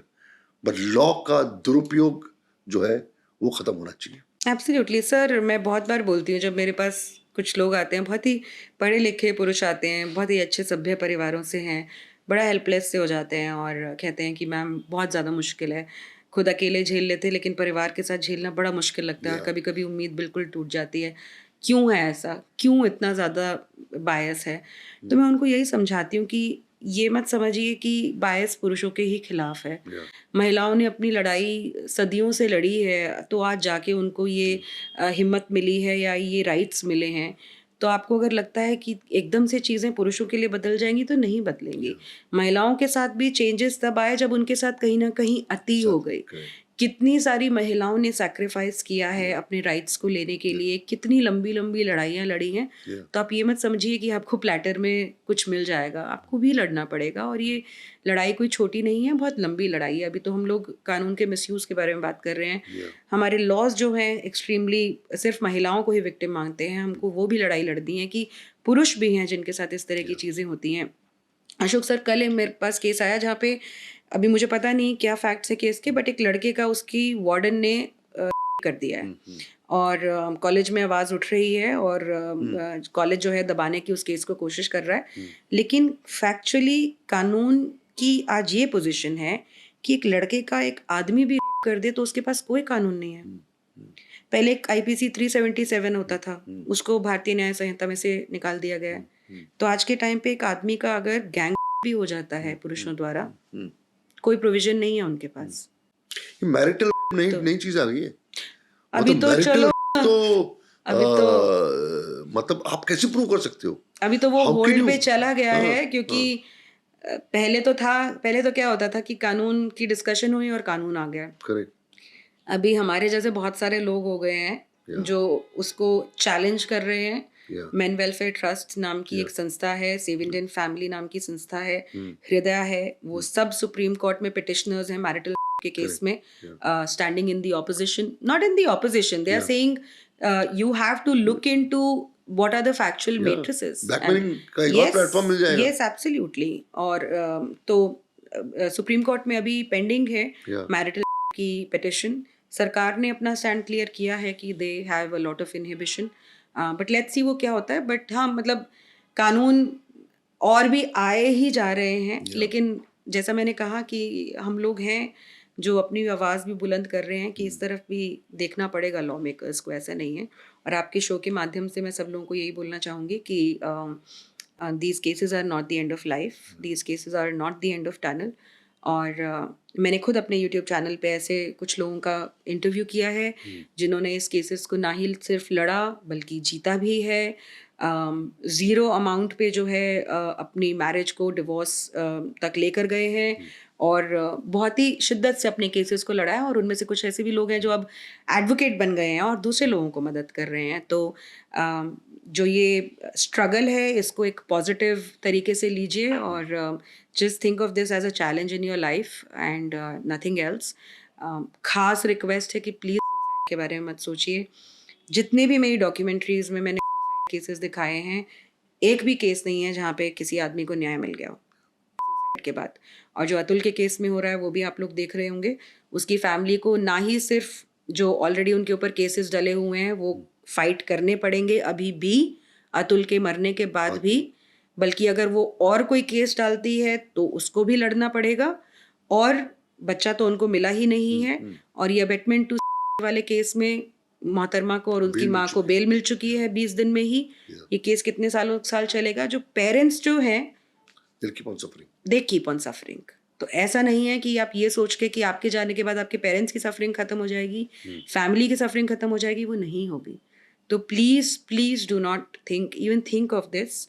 The only suffering that you will give more is not to your wife और her family but to your own parents. तो किसी को भी कोई भी मदद की ज़रूरत हो, मैं हूँ। ऐसी बहुत सारी मेंस राइट ऑर्गेनाइजेशंस हैं सर जो लोगों को काउंसिल करती हैं, मदद करती हैं। जहाँ पे भी आप हैं एक बार सिर्फ गूगल करके देखिए कि कौन सी ऑर्गेनाइजेशन आपके शहर में काम करती है, उनसे कांटेक्ट कीजिए। और सेव इंडियन फैमिली करके एक ऑर्गेनाइजेशन है, उनकी हेल्पलाइन भी है, पैन इंडिया हेल्पलाइन है 8882498498, आप उनको फ़ोन कर सकते हैं। दीपिका नारायण भारद्वाज मेरा नाम है, मेरी ऑर्गेनाइजेशन एकम न्याय फाउंडेशन है। आप हमारी वेबसाइट पे जाके हमसे संपर्क कर सकते हैं। तो मदद लेने की कोशिश कीजिए एंड डोंट गिव अप। जब अगर गिव अप कर दिया तो फिर ये लड़ाई डेड हो जाती है कहीं ना कहीं। जब बहुत सारे लोग इस गलत के खिलाफ लड़ेंगे तभी बदलाव आएगा। तो I really, I don't know. I don't have words to thank you, and I don't have words to even applaud you and appreciate your input and your hard work. But I really want to make an appeal to the system and the government of India. Everything is in your hands, and also every common man, every person who is living in this country, and this country belongs to them. That we have to become more cautious about these things, more reactive on these things, and see to it that कोई भी बंदा जो innocent है वो तकलीफ में ना आए और वो तकलीफ न सहे और न करे और मारा न जाए. And I appeal to the government of India to really take serious note on this on a very human level, because I feel that this is one of the biggest human tragedies which this country of ours is facing. It's a kind of a battle against those people who have taken law for granted and are misusing the elements and the seriousness of the law, or the ethos of the law. Why the law is to protect a common man. Law is made to see to it that a common man lives properly. He's protected, he's secured, he feels secured. अगर उसी law का दुरुपयोग होता है तो फिर ये बहुत खतरे की बात है और बहुत ही डेंजरस बात है. Thank you, and I am sure you have got enough knowledge with this fantastic great woman Deepika, and she's all this there to help people who are in trouble. Thank you, Deepika. Thanks a lot. Thank you so much, dear. Ashok. Thank you. Pleasure being here. Thank you.